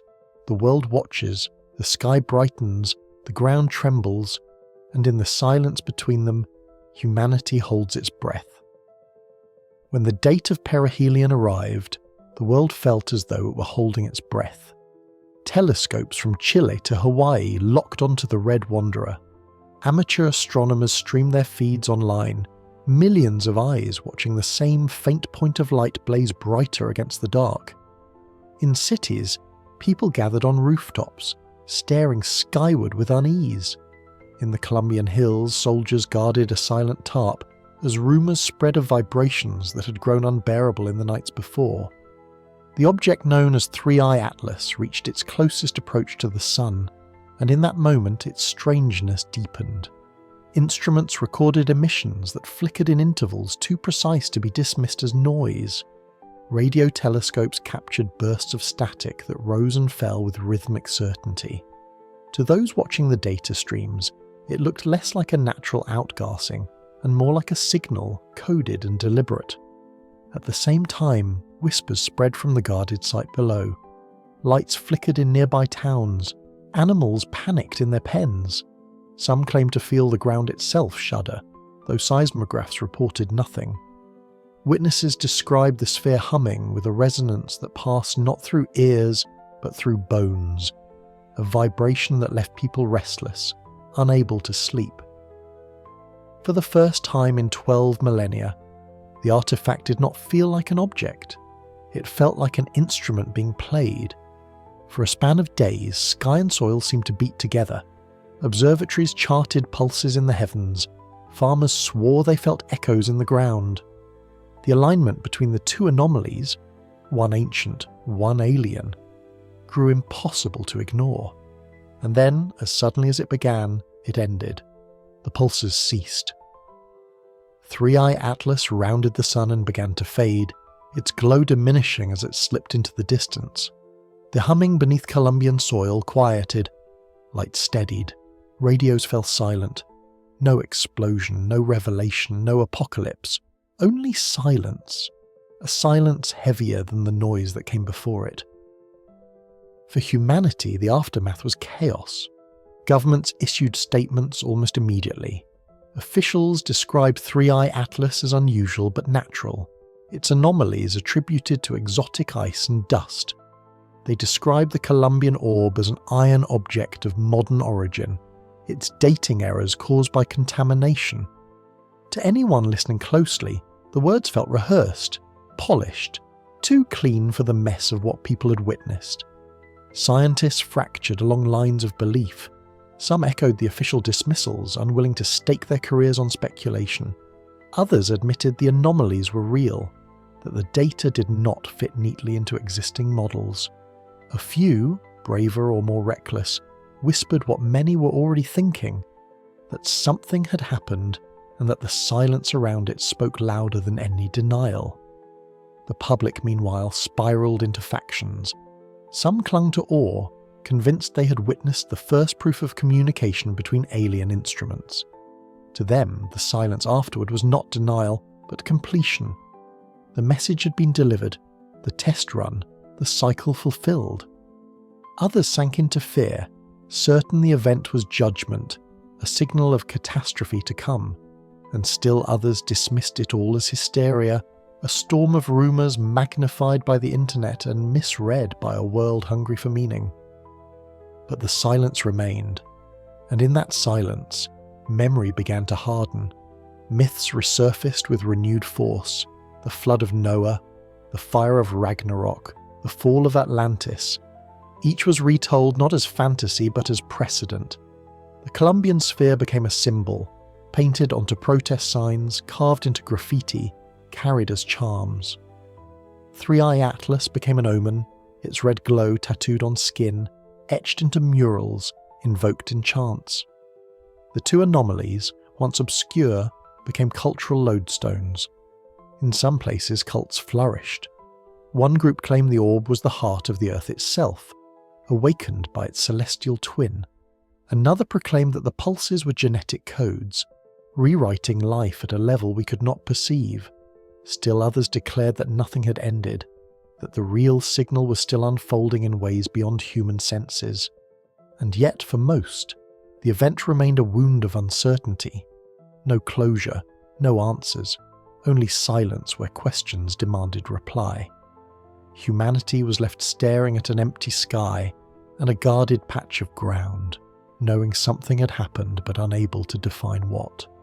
This is the paradox of the unfinished message. It changes everything without resolving anything. We are left aware that our world is not isolated, that our history may not be linear, that our myths may not be fiction, and yet we remain ignorant of the meaning. Was the message a report sent outward across the void? Was it a test evaluating our progress? Was it a judgment deciding whether our cycle will continue or collapse? We do not know. We may never know. The pulses faded. The red glow dimmed as 3I/ Atlas curved away from the sun, its brightness shrinking against the stars. The sphere in Columbia fell quiet, its vibration subsiding, its hum retreating back into silence. For a moment it seemed as though nothing had happened at all. Life continued, markets reopened, the jungle reclaimed its sounds, and yet the world felt different. Because the silence that followed was heavier than the noise. It was the silence of unanswered questions, of a dialogue glimpsed but not understood. Were the signals real, or only illusions of coincidence? Did the sphere awaken, or did we only imagine it? Was the comet merely exotic ice, or was it something more deliberate? No denial, no explanation. No rumour could erase the sense that humanity had brushed against something beyond itself. What remains now is unease and memory. We remember the countdowns, the hums, the pulses, the sky glowing red. We remember the alignment of two impossibilities in the same narrow span of time. And even as the wanderer fades into the dark and the sphere returns to silence, the impression lingers that the story is not finished. Perhaps the convergence was not climax but prelude. Perhaps what we witnessed was only the beginning of a larger pattern, one that stretches beneath our feet and across the stars. If so, then the real question is not what happened during the convergence, but what it means, and whether it points to something still waiting, still hidden, still to come. The silence that followed the convergence did not erase the questions. If anything, it made them louder. For once the idea takes root that a single metallic orb could survive 12 millennia, untouched and flawless, it is impossible not to wonder, what if there are more? What if the Buggersphere is not an anomaly, but a fragment of a larger design? What if beneath the soil of Earth lies not one secret, but many? Archaeology has always produced curiosities, objects that slip between categories, artifacts that resist explanation. Some are written off as frauds, others as misinterpretations. Yet when gathered together they form a pattern of their own, whispers of spheres appearing across continents and centuries, each dismissed, each forgotten, each leaving behind the trace of something larger. Consider the stone spheres of Costa Rica. Discovered in the Diquís Delta in the 1930s, these massive orbs, some weighing more than 15 tons, are carved with uncanny precision. Their surfaces are smooth, their symmetry startling. Archaeologists attribute them to the Diquís culture, yet no one can fully explain their purpose. Some are aligned astronomically, others cluster in patterns that suggest mapping, as though marking constellations upon the Earth itself. Myths say they were rolled there by the gods, or that they served as instruments of power.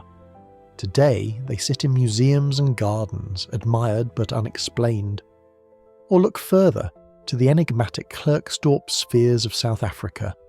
Found in pyrophyllite deposits over 2 billion years old, these tiny metallic-looking orbs bear grooves etched around their centres. Geologists argue over whether they are natural concretions or something stranger. To some, they are geological oddities, products of slow mineral formation. To others, they are impossibilities, artifacts that predate not just civilization but humanity itself. Add to this the persistent rumours of orbs beneath ice and desert, glints of spherical forms revealed by ground-penetrating radar in Antarctica, anomalies in sonar surveys of the ocean floor, spheres unearthed by miners in South America only to vanish into private collections. Each account taken alone is questionable, but taken together they echo, they suggest recurrence, they suggest network. What if Earth itself is seeded with spheres, some of stone, some of metal, some of substances we cannot yet name? What if the buggosphere is only the most visible piece of a hidden lattice, a global pattern of devices designed to wait, to endure, to awaken in resonance with something beyond? From this perspective, the anomalies reported around the Columbian orb take on a deeper meaning. Compasses spinning, radios crackling, vibrations felt in bones. What if these were not isolated effects, but signals of connection? A single sphere might hum faintly, but a network could resonate. One orb may be a curiosity, many could be a system. Let us pause to consider resonance. A tuning fork struck in one room can cause another to vibrate if they share the same frequency. Two pendulums hung side by side will over time fall into sync, swinging together in harmony. What if the spheres hidden beneath Earth obey the same principle? Each one dormant until a signal awakens it, each one capable of resonating with the others, forming a planetary choir that humanity has never heard because it has never been activated. If so, then the buggosphere's silence is not failure, it is waiting.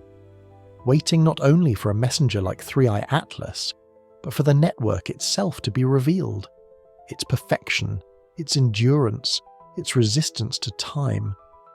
All of these may be qualities chosen precisely because it is meant to operate on scales of millennia, to endure until alignment, to endure until resonance. Skeptics, of course, will object. They will point out that stone spheres can be explained as artistry, as monuments. They will insist that metallic spheres in geology are natural formations. They will argue that radar anomalies beneath ice are merely ice lenses, that sonar echoes in oceans are tricks of acoustics. Each objection has merit, but objections do not erase the pattern, for even if half of the accounts are illusions and half of the rest are frauds, the remainder still points to recurrence. Too many spheres, too many echoes, too many whispers to dismiss entirely. And if the network is real, then the implications deepen. For what purpose would such a lattice serve? The first possibility is mapping. The spheres may mark ley lines, fault zones, magnetic anomalies. They may be geophysical instruments, monitoring the planet's rhythms, its quakes, its fields. From this perspective, Earth itself is the subject of the experiment, the orb in Columbia merely one sensor among many. The second is communication. A lattice of spheres could form a distributed system, capable of transmitting or receiving signals across vast distances. Like nodes in a radio array, they could amplify faint signals, coordinate across continents, or send data outward beyond the reach of human instruments. If so, then their silence is not silence at all. It is only the quiet between transmissions. The third is activation. The spheres may not be passive. They may be designed to awaken together, each triggering the next, forming a cascade across the planet. In this view, the buggosphere is not isolated but part of a mechanism, a key in a lock too large for us to see, a single gear in a planetary engine. Imagine what that would mean. Hidden beneath jungle, desert, ice, and ocean lie countless orbs, waiting. For millennia they have remained buried, inert, silent. Then one is discovered, carried into the light, examined, doubted, dismissed. Another is whispered of, recorded in myth, carved into stone. Still others lie undisturbed, and above them, after billions of years of wandering, 3i Atlas arrives. a messenger perhaps, or a trigger. The possibility is chilling, that the spheres were never meant to act alone, but to act together when the sky delivered the signal. This is where myth becomes difficult to ignore. Across cultures, we find tales of objects buried in the earth, glowing orbs of power, treasures hidden by gods to be revealed at the end of an age. The Hopi speak of worlds ending and beginning, each marked by signs from above and below. The Aztecs described suns that rose and fell, each ending with cataclysm. Norse sagas tell of Ragnarok, when the earth will shudder and the sky will burn, and afterward a new world will rise. These are not identical stories, yet they share a rhythm of cycles, of markers, of resets. What if the spheres are the markers? What if the myths are memories of previous cycles when they awakened? The Bugosphere would then be not an isolated relic, but the survivor of a system designed to endure across ages, surfacing only when the cycle demanded renewal. This thought carries us into unsettling territory, because if Earth is laced with such devices, then humanity is not only living on a planet, we are living in a machine, a system whose true functions lie hidden beneath soil and sea, whose purpose we can only guess. And the arrival of Three-Eye Atlas may not be coincidence but catalyst, the spark that stirs the network beneath our feet. Whether this is truth or speculation, one fact remains. The Bugosphere should not exist, and yet it does. And once one impossibility is admitted, others follow. If one sphere can endure 12,000 years, why not others? If one device can survive, why not a network? And if a network exists, then what we witnessed with the convergence of sky and soil may have been only the faintest whisper of a system preparing to awaken. Perhaps the silence after the convergence is not the end, but the pause between notes. Perhaps the Bugosphere waits for the others to join in. Perhaps Three-Eye Atlas is only the first signal, not the last. And if that is true, then the greatest discovery of our time may not be the object we unearthed in Columbia, or the wanderer that blazed across our skies. It may be the realization that our planet itself is seeded with instruments silent and enduring, part of a network whose design stretches beyond our comprehension. The soil may hide more than bones and pottery.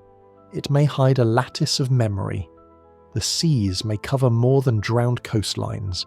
They may cover devices placed deliberately, patient as stone, enduring as myth. The ice may shield more than fossils of mammoths. It may shield nodes waiting to awaken when the signal returns. To live in such a world is to live not only on Earth, but within something larger, a system, a design, a cycle. And the discovery of one sphere may be only the beginning of the revelation. If the Bugosphere is not alone, if it is but one node in a hidden lattice beneath our feet, then the question sharpens: what is the purpose of such a network?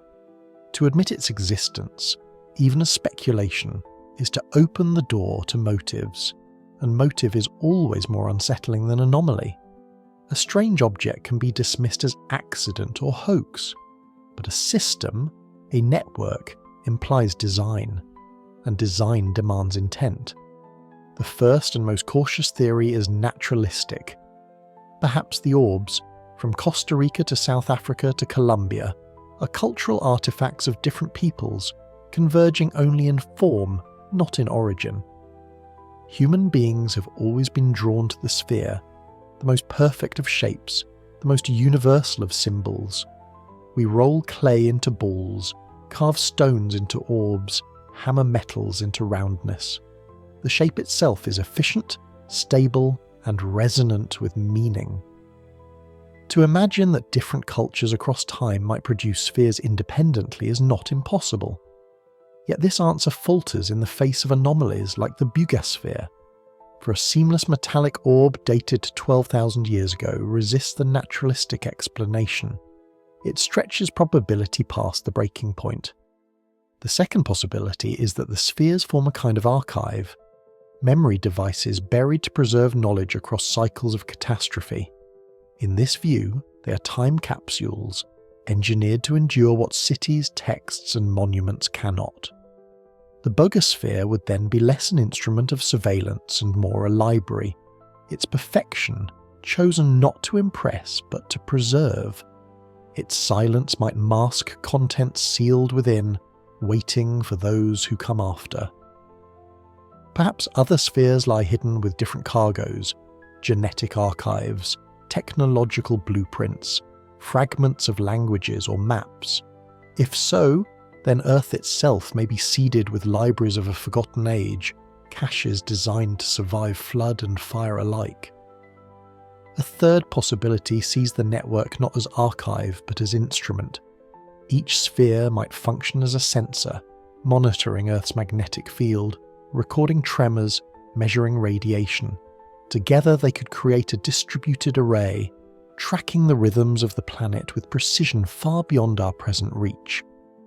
In this view, the spheres are not for us at all. They are for those who placed them, silent recorders left to gather data across millennia, their findings to be retrieved by a messenger like 3i Atlas. The network becomes an experiment, Earth the laboratory, humanity one of many variables observed. This theory echoes the Bracewell probe concept, probes placed not to communicate in real time, but to watch and wait until intelligence arises. The spheres might be probes of another design, more patient, more enduring, meant to outlast civilizations and epochs alike. Their silence, then, would not be emptiness but strategy, to observe without interference, to record without altering the subject. But if they are instruments, the question turns darker. For what are they measuring? Are they watching the rise and fall of species, recording the cycles of extinction? Are they monitoring planetary health, like a physician tracking vital signs, waiting to intervene if thresholds are crossed? Or are they less benevolent, markers placed to determine when a planet has ripened, when its civilizations are ready for harvest? Here myth returns, casting long shadows. In Sumer, the Anunnaki were said to descend from the heavens, bearing spheres and knowledge. In India, the Vedas describe Vimanas, flying orbs of metal and fire, vehicles of gods or engineers. In Mesoamerica, Quetzalcoatl was said to have departed with a promise to return, often symbolized by celestial signs. In each case, orbs recur as symbols of contact, of watchers, of judgment. Perhaps these were distortions of encounters with the network itself, remembered imperfectly but preserved as stories of gods and machines. What unsettles most is the possibility of coordination. If multiple spheres exist, scattered across continents, then their distribution is unlikely to be random. They may lie along geophysical lines, aligned with tectonic boundaries, or clustered near points of magnetic anomaly. Some researchers point to the so-called Earth grid theories, maps of ley lines and energy nodes that ancient monuments seem to follow. Most scientists dismiss these as pseudoscience. Yet the coincidence of alignments remains difficult to ignore.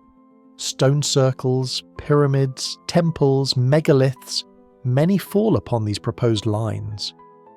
What if the monuments were not attempts to harness energy, but attempts to mark what was already there? What if ancient builders sensed the presence of the network and built upon its nodes, not understanding but recognizing? If that is so, then humanity has been interacting with the network for millennia without ever knowing it.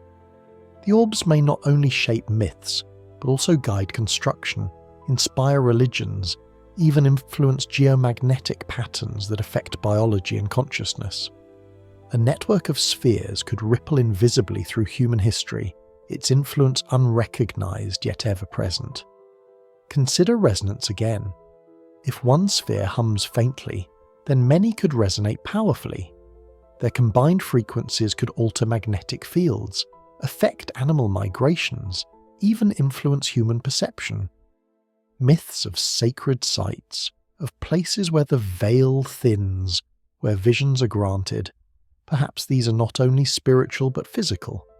Perhaps they are the echoes of a hidden network, occasionally surfacing in ways too subtle for science to quantify, too profound for culture to ignore.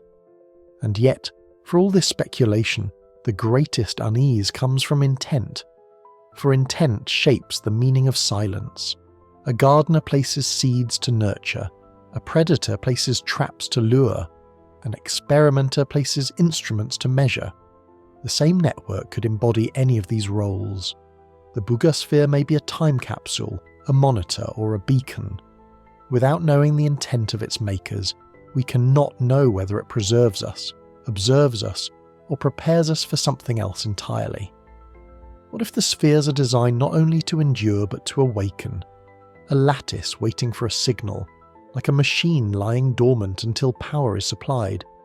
In this view, 3i Atlas becomes more than coincidence. It becomes the trigger, the messenger whose passage activates the network. The convergence of 2025, then, may not have been climax but prelude, the faintest stirrings of a system long asleep. Imagine the implications. Across the world, spheres vibrate beneath jungle and desert, ice and ocean. They awaken one by one, resonating with one another, forming a planetary chorus. Their purpose could be communication, transmission, even transformation. We might perceive only side effects, compass needles twitching, radios crackling, animals restless. But to those who built them, the message would be clear, the system alive. If so, then humanity is not audience but bystander, perhaps even subject. The dialogue may be between the spheres and the messenger, not with us. Our role would be to witness, to feel the vibrations in our bones, to see the glow in the sky, without ever knowing the content of the exchange. This is the unease of the network theory. It reframes the Boogosphere not as anomaly but as node.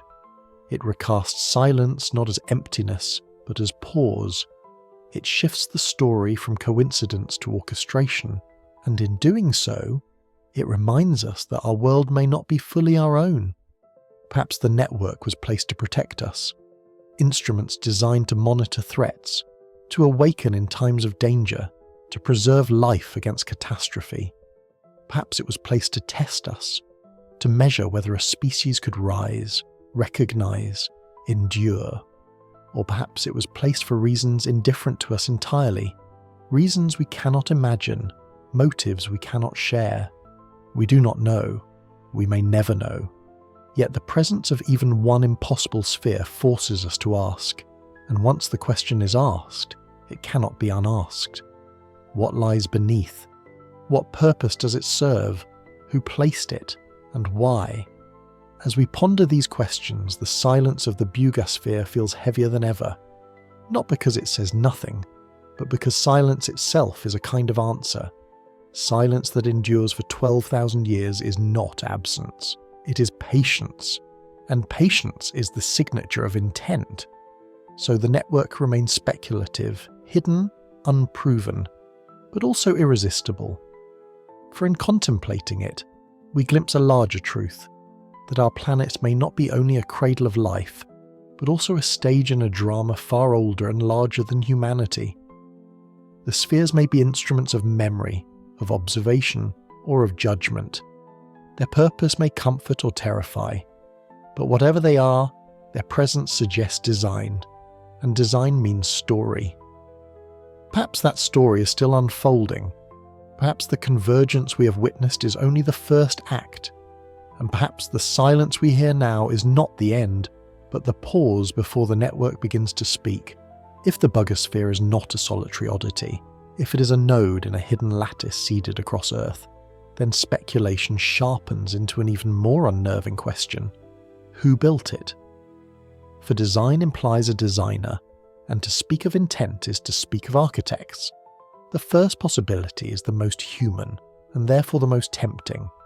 Perhaps the spheres are remnants of a forgotten civilization, one erased by catastrophe but not before it achieved feats of engineering that rival or surpass our own. This theory comforts because it keeps the story within human hands. It does not ask us to imagine minds alien to ours, only to accept that human ingenuity may have flowered earlier than we believe, then been drowned, burned, or buried. Archaeology already hints at fragments that resist linear timelines. Göbekli Tepe, built over 11,000 years ago, rises suddenly with monumental pillars, astronomical alignments, and symbolic carvings, all without clear precursors. The site seems less like a beginning than a memory, as if knowledge had survived from an earlier age and was transplanted into the Neolithic, like a seed sprouting in new soil. Similarly, submerged ruins off the coasts of Japan, India, and the Mediterranean hint at structures lost to rising seas at the end of the Ice Age.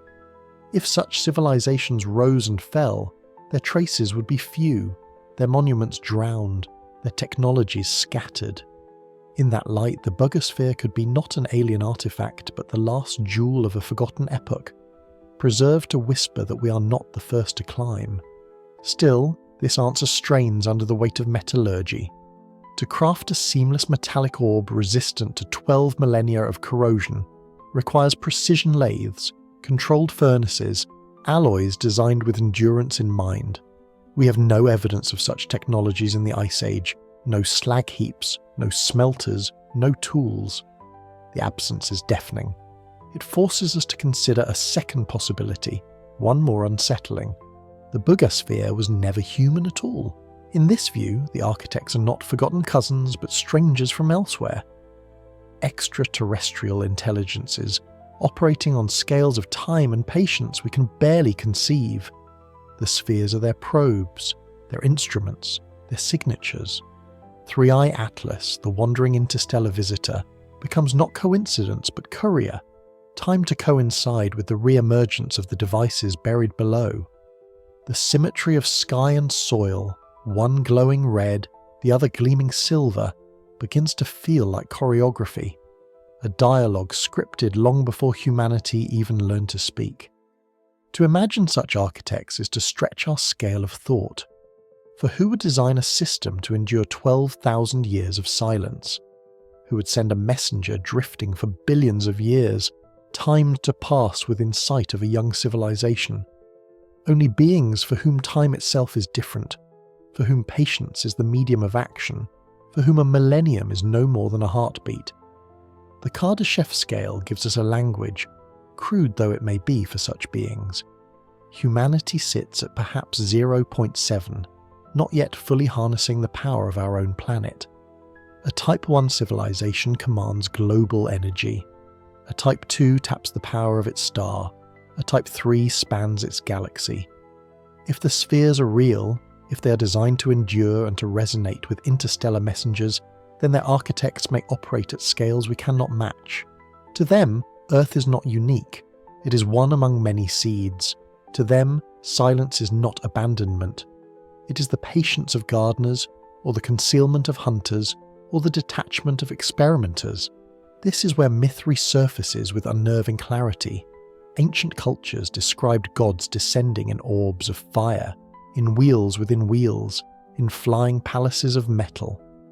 Ezekiel's wheel, the Vimanas of Sanskrit texts, the spheres of the Anunnaki, all could be distortions of encounters with such devices, remembered through the lens of awe and terror. For to an ancient shepherd, what is an engineered probe but a divine sign? What is an orb that hums and resists decay but the handiwork of gods?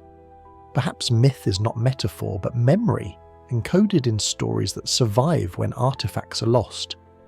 A third possibility blends the human and the alien.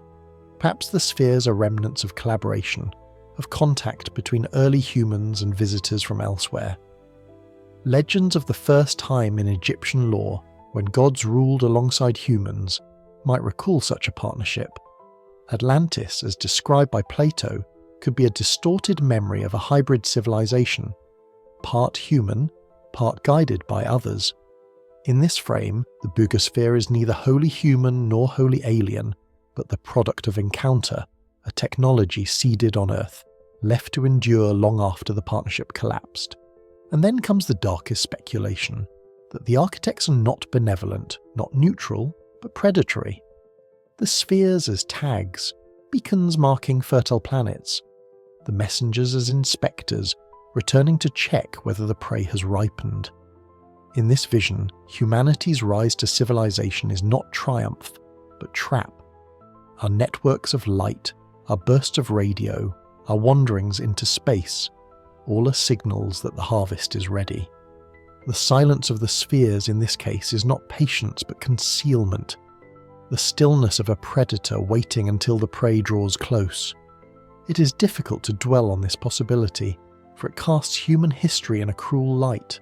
All our progress, all our struggle, reduced to the fattening of the herd. Yet it must be admitted alongside the others, for we do not know the intent of the architects. To dismiss the darker theories is to cling to comfort, not evidence. Intent is what separates anomaly from design, and it is intent we cannot measure.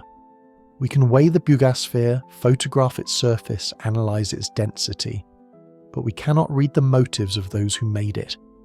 Every possibility, gardeners, predators, experimenters, forgotten humans, remains alive in the silence.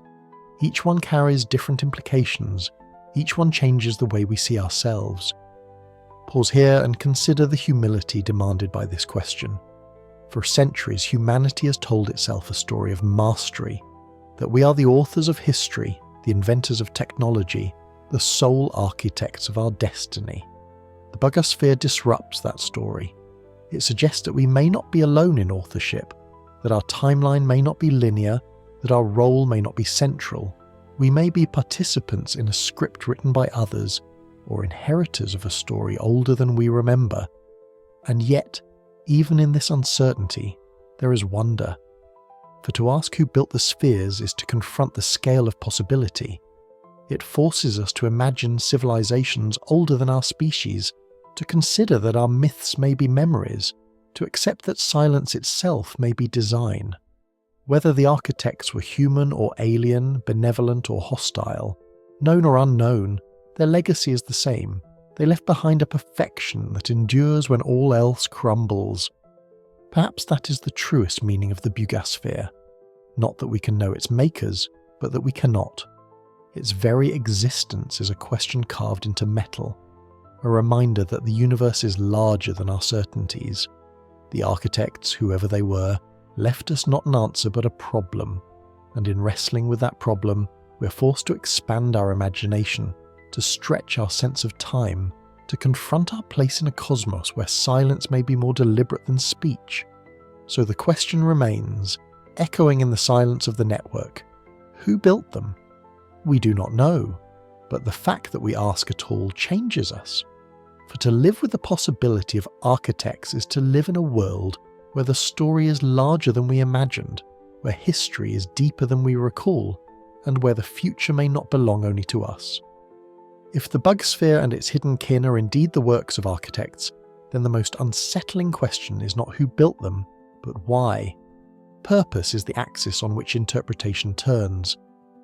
A gardener and a predator may leave behind tools of equal precision, but their motives could not be more different. To imagine the network without contemplating intent is to study a machine without asking what it was built to do. The first and most hopeful possibility is that the architects are gardeners. In this vision, civilizations are seeds scattered across the galaxy, each planted in fertile environments, each left to grow under the light of its star. These spheres would then serve as soil sensors, measuring the health of the planet, watching for the rise of intelligence, preserving continuity across catastrophes. Three-Eye Atlas, drifting through the void, would be the inspector, the courier who returns to collect the harvest of data. Humanity, in this story, is not prey but plant, cultivated, nurtured, perhaps even protected. There is comfort in this thought, for it reframes our vulnerability as guidance. The Bugasphere becomes a gift, its endurance proof of care, its silence the patience of one who tends rather than one who hunts. If this is true, then our myths of gods descending from the sky may not have been memories of conquest, but echoes of cultivation, the gardeners checking their fields, ensuring their crop did not fail. Yet gardens are not always gentle. A gardener prunes what grows too wildly, uproots what threatens the balance, culls what does not thrive. If the network of spheres is monitoring us, then perhaps it is not only recording progress but judging fitness. The silence of 12,000 years could mask not absence but assessment, and assessments can turn to judgments. In this light, 3i Atlas is not here to congratulate, but to decide. The second possibility is darker still. The architects are predators. Hunters do not announce themselves to their prey. They stalk in silence, waiting for the herd to ripen. The Buggersphere, in this frame, is not a gift but a tag, a beacon marking Earth as quarry. Its endurance is not benevolence but efficiency, the mark of a trap designed to last until the time is right. 3i Atlas would then be the check-in, the moment when the hunter confirms the herd is ready. Our rise to planetary dominance, our burst of radio signals, our leap into space. All these would not be triumphs, but signals that the prey is fattened. This vision reframes human history in chilling ways. Our myths of gods demanding sacrifice become memories of harvest. The Aztecs, who fed the sun with human blood, may have remembered more than metaphor. The Sumerians, who spoke of visitors extracting resources, may have recalled more than imagination. Sacrifice, labour, tribute. These motifs may echo not the invention of religion, but the memory of predation cloaked in divine language. Predation would also explain the silence. A predator does not warn, it waits, it watches, and when the time is right, it strikes. If the spheres are beacons, then their silence is not patience but concealment. We do not see them because we are not meant to, not until the hunters return. The third possibility is colder still. The architects are experimenters.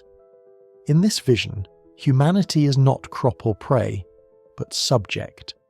The spheres are not gifts or traps, but instruments. They record the rise of civilizations, the collapse of cultures, the persistence of life. 3i Atlas is not a judge or a hunter, but a trigger, a device that signals the next phase of the experiment. Each cycle of extinction, each flood or fire, each rise and fall of cultures becomes a data point in a vast study. The architects watch, not to nurture or consume, but to learn. This interpretation is perhaps the most terrifying, for it renders meaning irrelevant. Our triumphs and tragedies alike become variables in someone else's equation.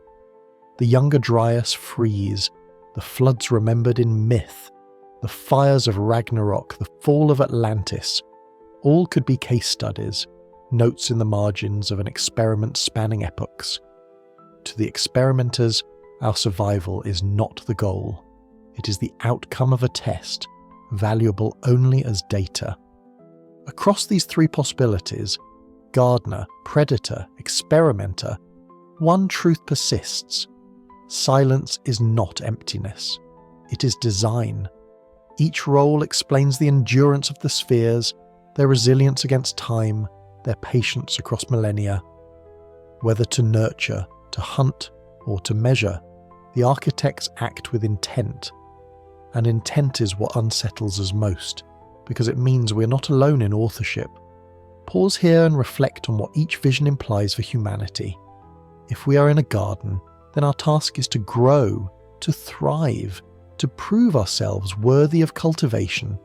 If we are prey, then our task is survival against hunters we cannot yet see.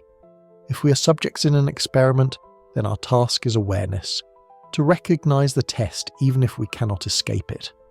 In each scenario, the spheres and 3i Atlas are not curiosities. They are instruments of judgment, harvest, or measurement. And yet, even in these unsettling interpretations, there is possibility. For to recognize ourselves as part of a larger design is also to recognize that we are part of a larger story. Whether gardeners, predators, or experimenters, the architects are not indifferent. They built, they placed, they acted. And in acting, they acknowledged that Earth matters, that humanity, however fragile, is worth their attention. This realization alters our sense of solitude. For centuries, the great silence of the universe has weighed upon us. We have sent signals into space, searched for transmissions, listened for voices. We have wondered why no one answers. The Bugosphere and Three-Eye Atlas suggest an unsettling reply. Perhaps the silence is not absence but method. Perhaps the architects do not speak in ways we expect. Perhaps their dialogue is written not in radio waves but in alignments of sky and soil, in devices that endure, in messengers that wander for aeons. Consider what it means to be the subject of such a dialogue. We are not the audience, but we are not ignored. We are caught between roles: participant, experiment, observer. The spheres may record us, the messenger may report us, but we too observe. We name the anomalies, we measure their properties, we speculate about their purpose. In doing so, we become part of the dialogue, even if not its intended recipients. This is where wonder begins to outweigh fear. For even if the architects are gardeners, predators, or experimenters, their presence forces us to expand our imagination. We're no longer confined to the story of Earth alone. We are participants in a larger narrative, one that spans millennia and galaxies. To glimpse even a fragment of that narrative in a seamless orb, in a red wanderer, is to recognize that the universe is not indifferent. It is scripted in ways we are only beginning to perceive. Perhaps in the end, the true purpose of the Bugosphere is not only to monitor or to signal. Perhaps it is to provoke, to force us to ask questions we would not otherwise ask, to awaken in us the awareness that silence is not emptiness, that anomalies are not accidents, that we are not the sole authors of our story. The very act of wondering about the architects may be the first step toward becoming architects ourselves. And so the motives remain unknown. We do not know whether we are crops, prey, or subjects. We do not know whether the architects are benevolent, hostile, or indifferent. All we know is that they built, they endured, they placed perfection in the soil and sent wanderers through the stars, and in their silence, they left us a question we cannot ignore. As we turn toward the final reflections of this story, one truth becomes clear. Whether gardeners, predators, or experimenters, the architects have already changed us. For in trying to discern their motives, we are forced to confront our own. What do we want to become? How will we respond to the silence? What will we build? And who will one day wonder about us? What the Bugosphere and Three-Eye Atlas remind us is that survival is not counted only in bodies or bloodlines. Survival also lives in memory. When civilizations crumble, when the land is remade, when the cycles return, what endures then? That is our question. The Earth remembers in ways more patient than we can fathom. Its strata are books written in stone. A layer of iridium tells of an asteroid strike 65 million years ago. Black bands in ice cores speak of volcanic winters and sudden freezes. Fossils tell of seas that vanished, of forests that burned, of creatures that thrived until they did not. Each cycle leaves scars, but the scars are records. They are not simply damage, but memory, preserved for those who come after to read. The planet itself, indifferent though it seems, becomes an archivist. Humanity too remembers, not always clearly, not always accurately, but persistently. Myths of floods, fires, and skyborne omens echo across cultures. The Epic of Gilgamesh tells of a flood that drowned a world. Norse sagas recall Fimbulwinter, the endless cold before Ragnarok. Mesoamerican codices describe suns destroyed and reborn, each cycle ended by catastrophe. These stories may be distorted, exaggerated, layered with symbolism. Yet they survive because they carry something essential, the emotional truth of collapse. They remind us, generation after generation, that the world is not permanent, that endings come, that beginnings follow. What makes the present moment unusual is that we, for the first time, can hold both geological memory and cultural memory in the same hand. We can drill ice cores and measure ancient atmospheres, while also reading myths that describe floods in language of gods and giants. We can stand before Göbekli Tepe, 11,000 years old, and recognize in its stones not only artistry but survival, the persistence of culture beyond the Younger Dryas freeze. In this convergence of science and story, memory takes on new depth. It is no longer only what we inherit unconsciously, it is what we can consciously preserve.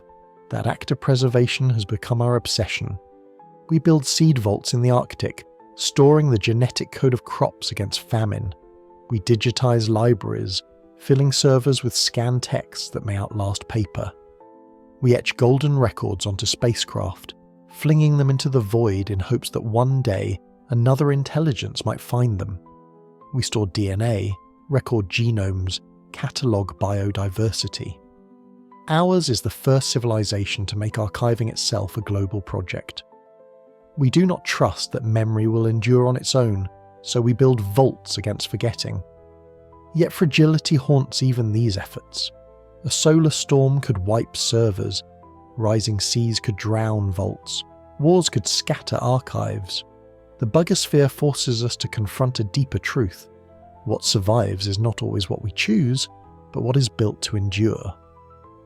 Clay tablets survived because they could be baked and hardened. Stone monuments survived because they were heavy and immovable. Oral myths survived because they were repeated endlessly, encoded in ritual and song.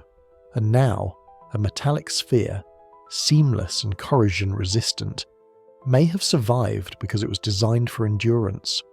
Its makers, whoever they were, understood that survival is not only about living through catastrophe, but about leaving something behind for those who come after. This raises the uncomfortable question: what will endure of us? Our skyscrapers will not last. Our roads will crack, our bridges crumble, our satellites fall. Most of what we build will be gone within centuries if untended. Even our digital archives, so vast and intricate, depend on fragile infrastructure. When the power fades, when the servers corrode, the data will vanish. What then? What will remain to speak of us to whatever comes next? Perhaps that is why the bugosphere unsettles us so deeply. It embodies a quality we lack. It is designed for endurance, while so much of what we make is designed for convenience. It survived floods and fires and 12,000 years of silence. If it is real, then it's a message not only about the past but about our future. That survival is not only about living through catastrophe, but about creating memory that endures beyond it. Pause here and imagine future archaeologists 10,000 years from now sifting through what remains of our age. They may find ruins of cities buried under silt, shards of plastic fossilized in stone, radioactive signatures in the soil. But will they find our knowledge? Will they know our languages, our stories, our dreams? Or will they reconstruct us only from fragments, as we reconstruct the trilobites and the mammoths? Perhaps the truest survival is not biological at all. Perhaps it is archival. To endure is to be remembered, to leave echoes that carry across cycles. This is what myths accomplished for ancient peoples, and what artifacts like the bugosphere may accomplish for those who follow. It is also what we now strive to achieve consciously, with vaults, archives, and probes. But memory is not neutral. What is remembered shapes what comes after. Flood myths teach caution. Heroic sagas inspire resilience. Archives of biodiversity could rebuild ecosystems. A probe carrying our songs could tell strangers who we were. Memory is not only survival, but guidance. It tells those who inherit the earth not only that we existed, but what we valued. And in that, memory becomes responsibility. The bugosphere, then, is not just a relic. It is a challenge. It asks, what will you leave behind? If a single sphere can endure 12 millennia, what of your monuments, your archives, your knowledge? Will they survive the next cycle, or will they vanish like dust? Will you be remembered as architects or as ruins? In this way, the silence of the bugosphere becomes less oppressive and more instructive. It reminds us that memory is possible, that endurance can be engineered, that cycles may erase much, but not everything. And if survival depends not only on living but on being remembered, then our task is clear: to build for endurance, to tell stories that last, to create archives that can be read by those who come after. whether they are our descendants or strangers or something else entirely. Perhaps this is why 3i Atlas arrived when it did. Not to destroy, not to save, but to remind. Its red glow in the sky and the metallic gleam in Colombian soil together form a lesson. Cycles turn, endings come, but memory can endure. And if memory endures, then so too does meaning. As we prepare to step into the final reflection, one truth stands out. Survival in the narrow sense is uncertain. Extinctions may come, civilizations may fall, but survival in the broader sense, through memory, through archives, through artifacts, is within our reach. The Bugasphere proves it can be done. The question is whether we will do the same. If memory is survival, then reflection is its final act. To remember is one thing, but to understand what memory means is another. The Bugasphere and 3i Atlas together force us into this space of reflection, caught between soil and sky, between past and future. They remind us that we are not the first to wonder about cycles, nor will we be the last to endure them. But unlike those who came before, we stand at the edge with the awareness of what cycles mean. That awareness is our burden, and perhaps our gift. For the first time, humanity knows enough to recognize its fragility. We know that extinctions have come before. We know that civilizations can collapse, that landscapes can be remade, that oceans can rise and drown the works of empires. We know that cycles repeat and that no progress guarantees permanence. This knowledge is sobering, yet it is also liberating because in knowing we can prepare.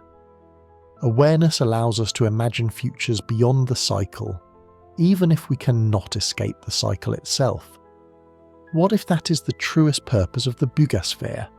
Not to deliver data, not to transmit signals, but to awaken reflection. A perfect sphere that should not exist, that endures across millennia, is a message in itself, a reminder that survival requires memory and that memory requires endurance. And what if 3i Atlas is the same? Not a harbinger of doom or salvation, but a cosmic messenger designed to make us look up, to ask why, to confront the fact that we are temporary yet not meaningless. Speculation about gardeners, predators, or experimenters fills the silence, but perhaps the silence itself is the message. A gardener does not speak to the seed, only tends it. A predator does not warn the prey, only waits. An experimenter does not explain to the subject, only observes.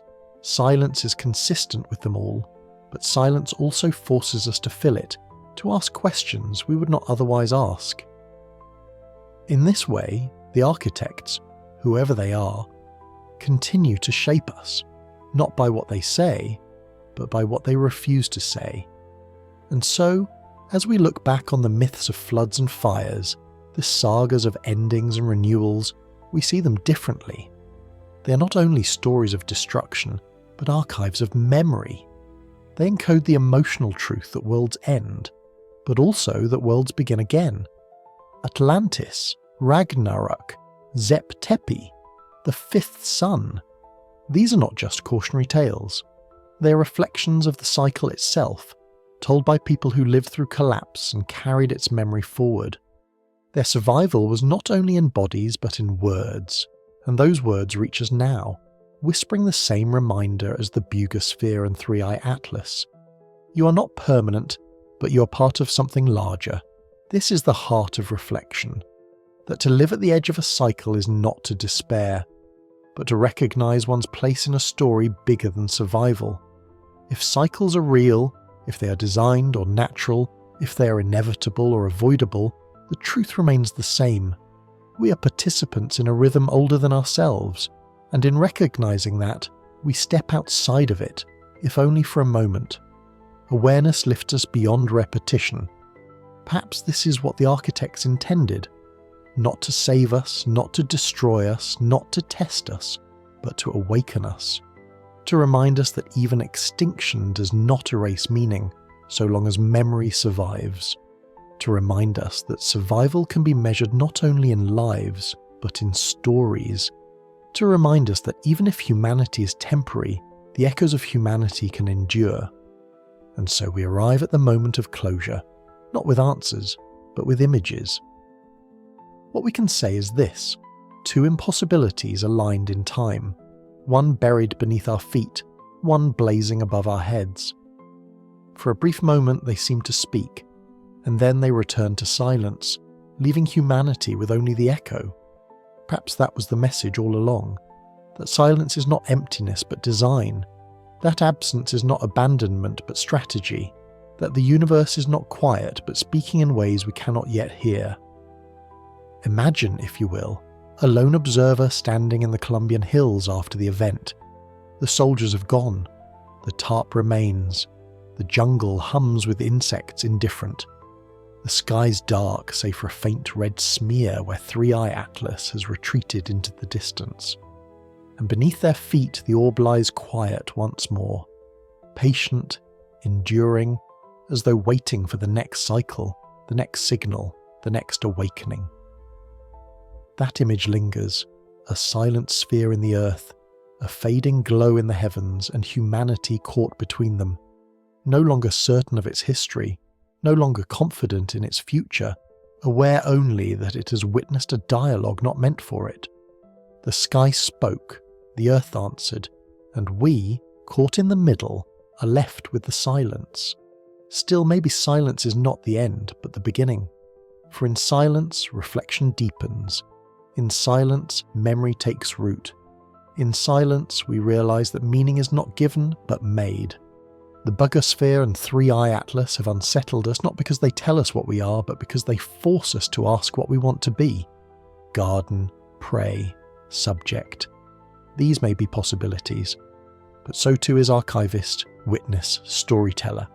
We may not control the cycle, but we can control what we leave behind for those who inherit it. In this sense, we are not powerless.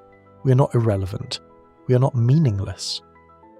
For every myth preserved, every archive built, every story carried forward is proof that humanity existed, that humanity wondered, that humanity remembered.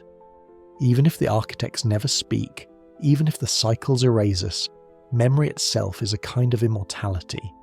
And so, as the echoes of silence spread, we are left with the final reflection, that our greatest act of survival may be to endure as memory, to become, like the Bugosphere, a message that waits in the dark until someone someday is ready to understand.